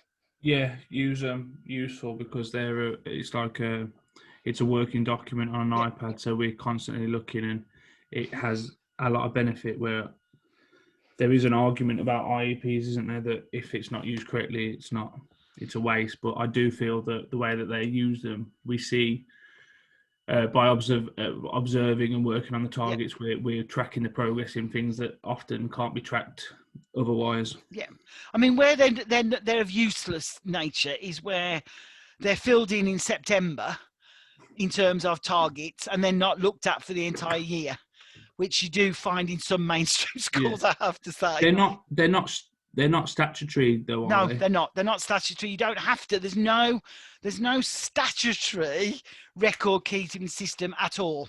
It is down at school level. But for me, there's no point in doing anything if it's not useful to you. So you use the record keeping system that works for you, that means that you can keep it on track. What you do have to use, and what is statutory, is the graduated response out of the SEND Code of Practice, so that assess, plan, do, review type cycle. You might have, especially in a mainstream school, provision maps, which look at individual children and what provision they're being offered, and they're usually controlled by the SENCO. And they often will also track spend, so how much money's being spent on that particular youngster. We've talked about one-page profiles, and they can be really helpful. And again, especially if you actually produce them at the beginning of a year with the pupils, and then maybe update them termly, you get that big picture of the young person on a one page. A bit like Sammy was talking about from her MenCap days. One of the things that I would recommend to you, thinking, sort of again further on in your careers, is if and when you do have meetings with parents, even if they're informal, so it might be some, on the phone, it might be at the school gate if you're in mainstream school, and you think it's an important thing to remember, just jot it down with a date. So you've got a record of what was said, because that it could come back as some really useful information in the future. Or, it could come back where a parent could end up saying to you, well, I told you about that 3 weeks ago or whatever. And if you've actually sort of jotted something down, you've got the gist of what was said, if that makes sense. So again, it's just giving you, a bit of support. Anything that comes out of any lesson observations, so the feedback you get from those, is really useful. And the feedback you might get from work scrutiny or pupil responses, or intervention evaluation, all the things we've just talked about. And also any professional development that you do, just thinking about, you know, what impact is that going to have on my teaching? How am I going to change what I'm doing? Or is it reinforcing that what I'm already doing is really, really good, which is great, really good. I'm going to flip over the next slide. So if we are using all of that information, I've called it data, but it's not data in the terms of numbers. It's anything that we've collected that has been part of assessment. So it improves teaching and learning for you as an individual. It can influence the development of SEND policy and practice across the school, because if you've got a group of students in the school that are not achieving as well, then that's something that school needs to think about. But in a classroom, it might be something that you need to think about in terms of your classroom practice. It will indicate to you that if there's a need for an intervention, then that's what you need to put in, or if an intervention you're using is having an impact. It will help you with deciding about the deployment of SEND resources. It will indicate the need for specialist service input. So again, if you're in special school, it's highly likely that most of your children are getting that specialist service input, although at the moment maybe not. But that's where it's coming from, speech and language or OT or physio or whatever. But in mainstream school, that won't be readily available. And you as a teacher might be having to talk to your SENCO and say, I really think this child needs some speech and language therapy, and here's my evidence. Because the SENCO will turn around to you and say, well, what have you already done? What evidence have you got that you think this child needs a speech and language therapist? What activities have you put in place? So again, having that information, having that evidence. It might also give you some indication of where your most vulnerable groups are. So, you know, we already know that boys are far more likely to have an SEN than girls. That's part of that. We know that.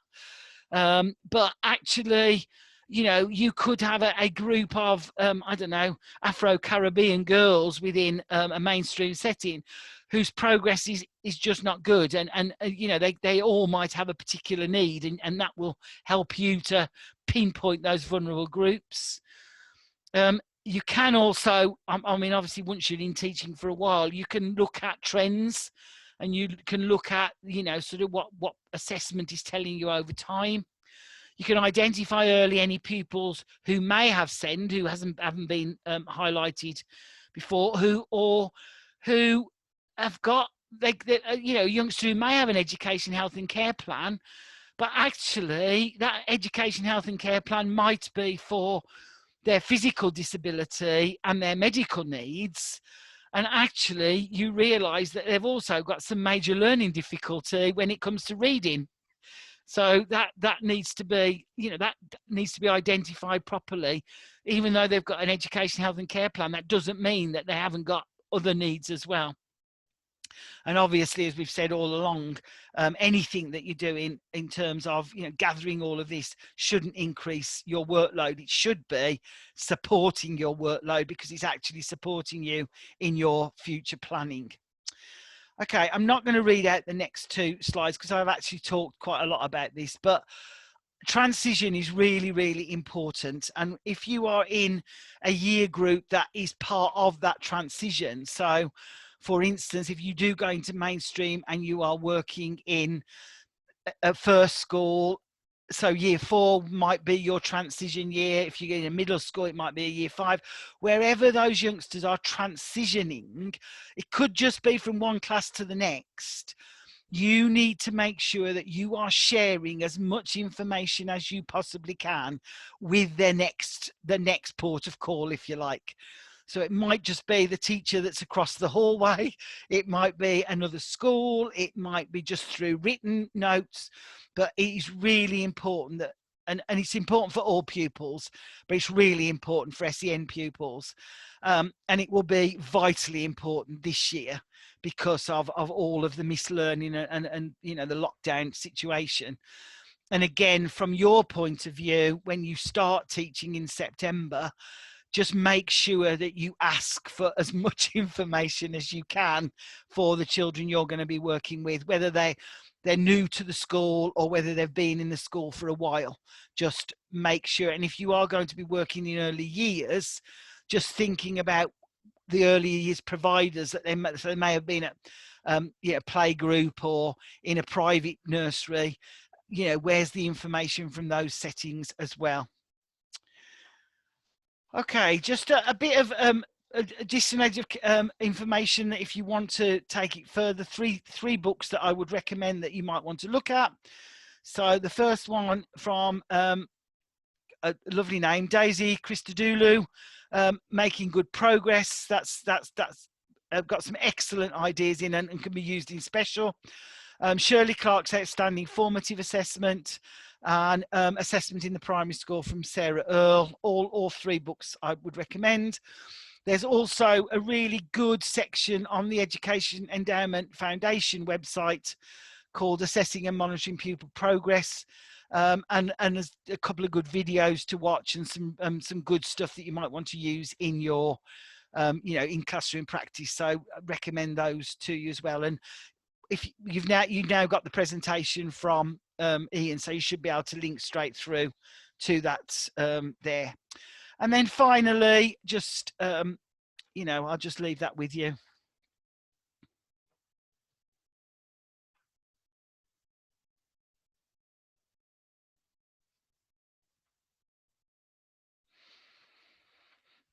And as I say, those of you going to work in special, that will not be your scenario. And maybe that's the bonus for working in special. But actually in mainstream, that is, that's how it is. And it's sad because you will have done all of those personalized things throughout, the year or the key stage. But actually at the end of it, it will all come down to that particular test if that's the way we go. Now, what we can hope and dream is that before you actually get out into the big wide world, something's changed. And this might not be the case, but given the current, sort of political situation, I don't think that's going to happen. But I hope that that's been helpful. It's, as I say, it's been a bit difficult because I've had to do what I think might happen in the future to help you guys going into teaching, but just watch this space because it may not look like that in September 2021 when you are going into teaching, and things may change in the process. I don't think they will personally. I think that the government will want to get back to normality as quickly as possible, but that doesn't mean to say it won't. So thank you all very much. I hope that's been useful. I said I'd be finished by 3 and it's 2 minutes to. Good luck with the next few weeks. I hope all goes well for you. And then obviously let's hope that you do get some, real practice in sort of, hopefully after half term, but if not, at least for the summer term, when you can get back into your classrooms and working with your children and young people within your special school. So thank you all very much, and all the very best for the next few weeks. And hopefully I'll see you around. Okay. Thank you very much. Okay, thanks ever so much. Bye everybody. Bye. Yeah.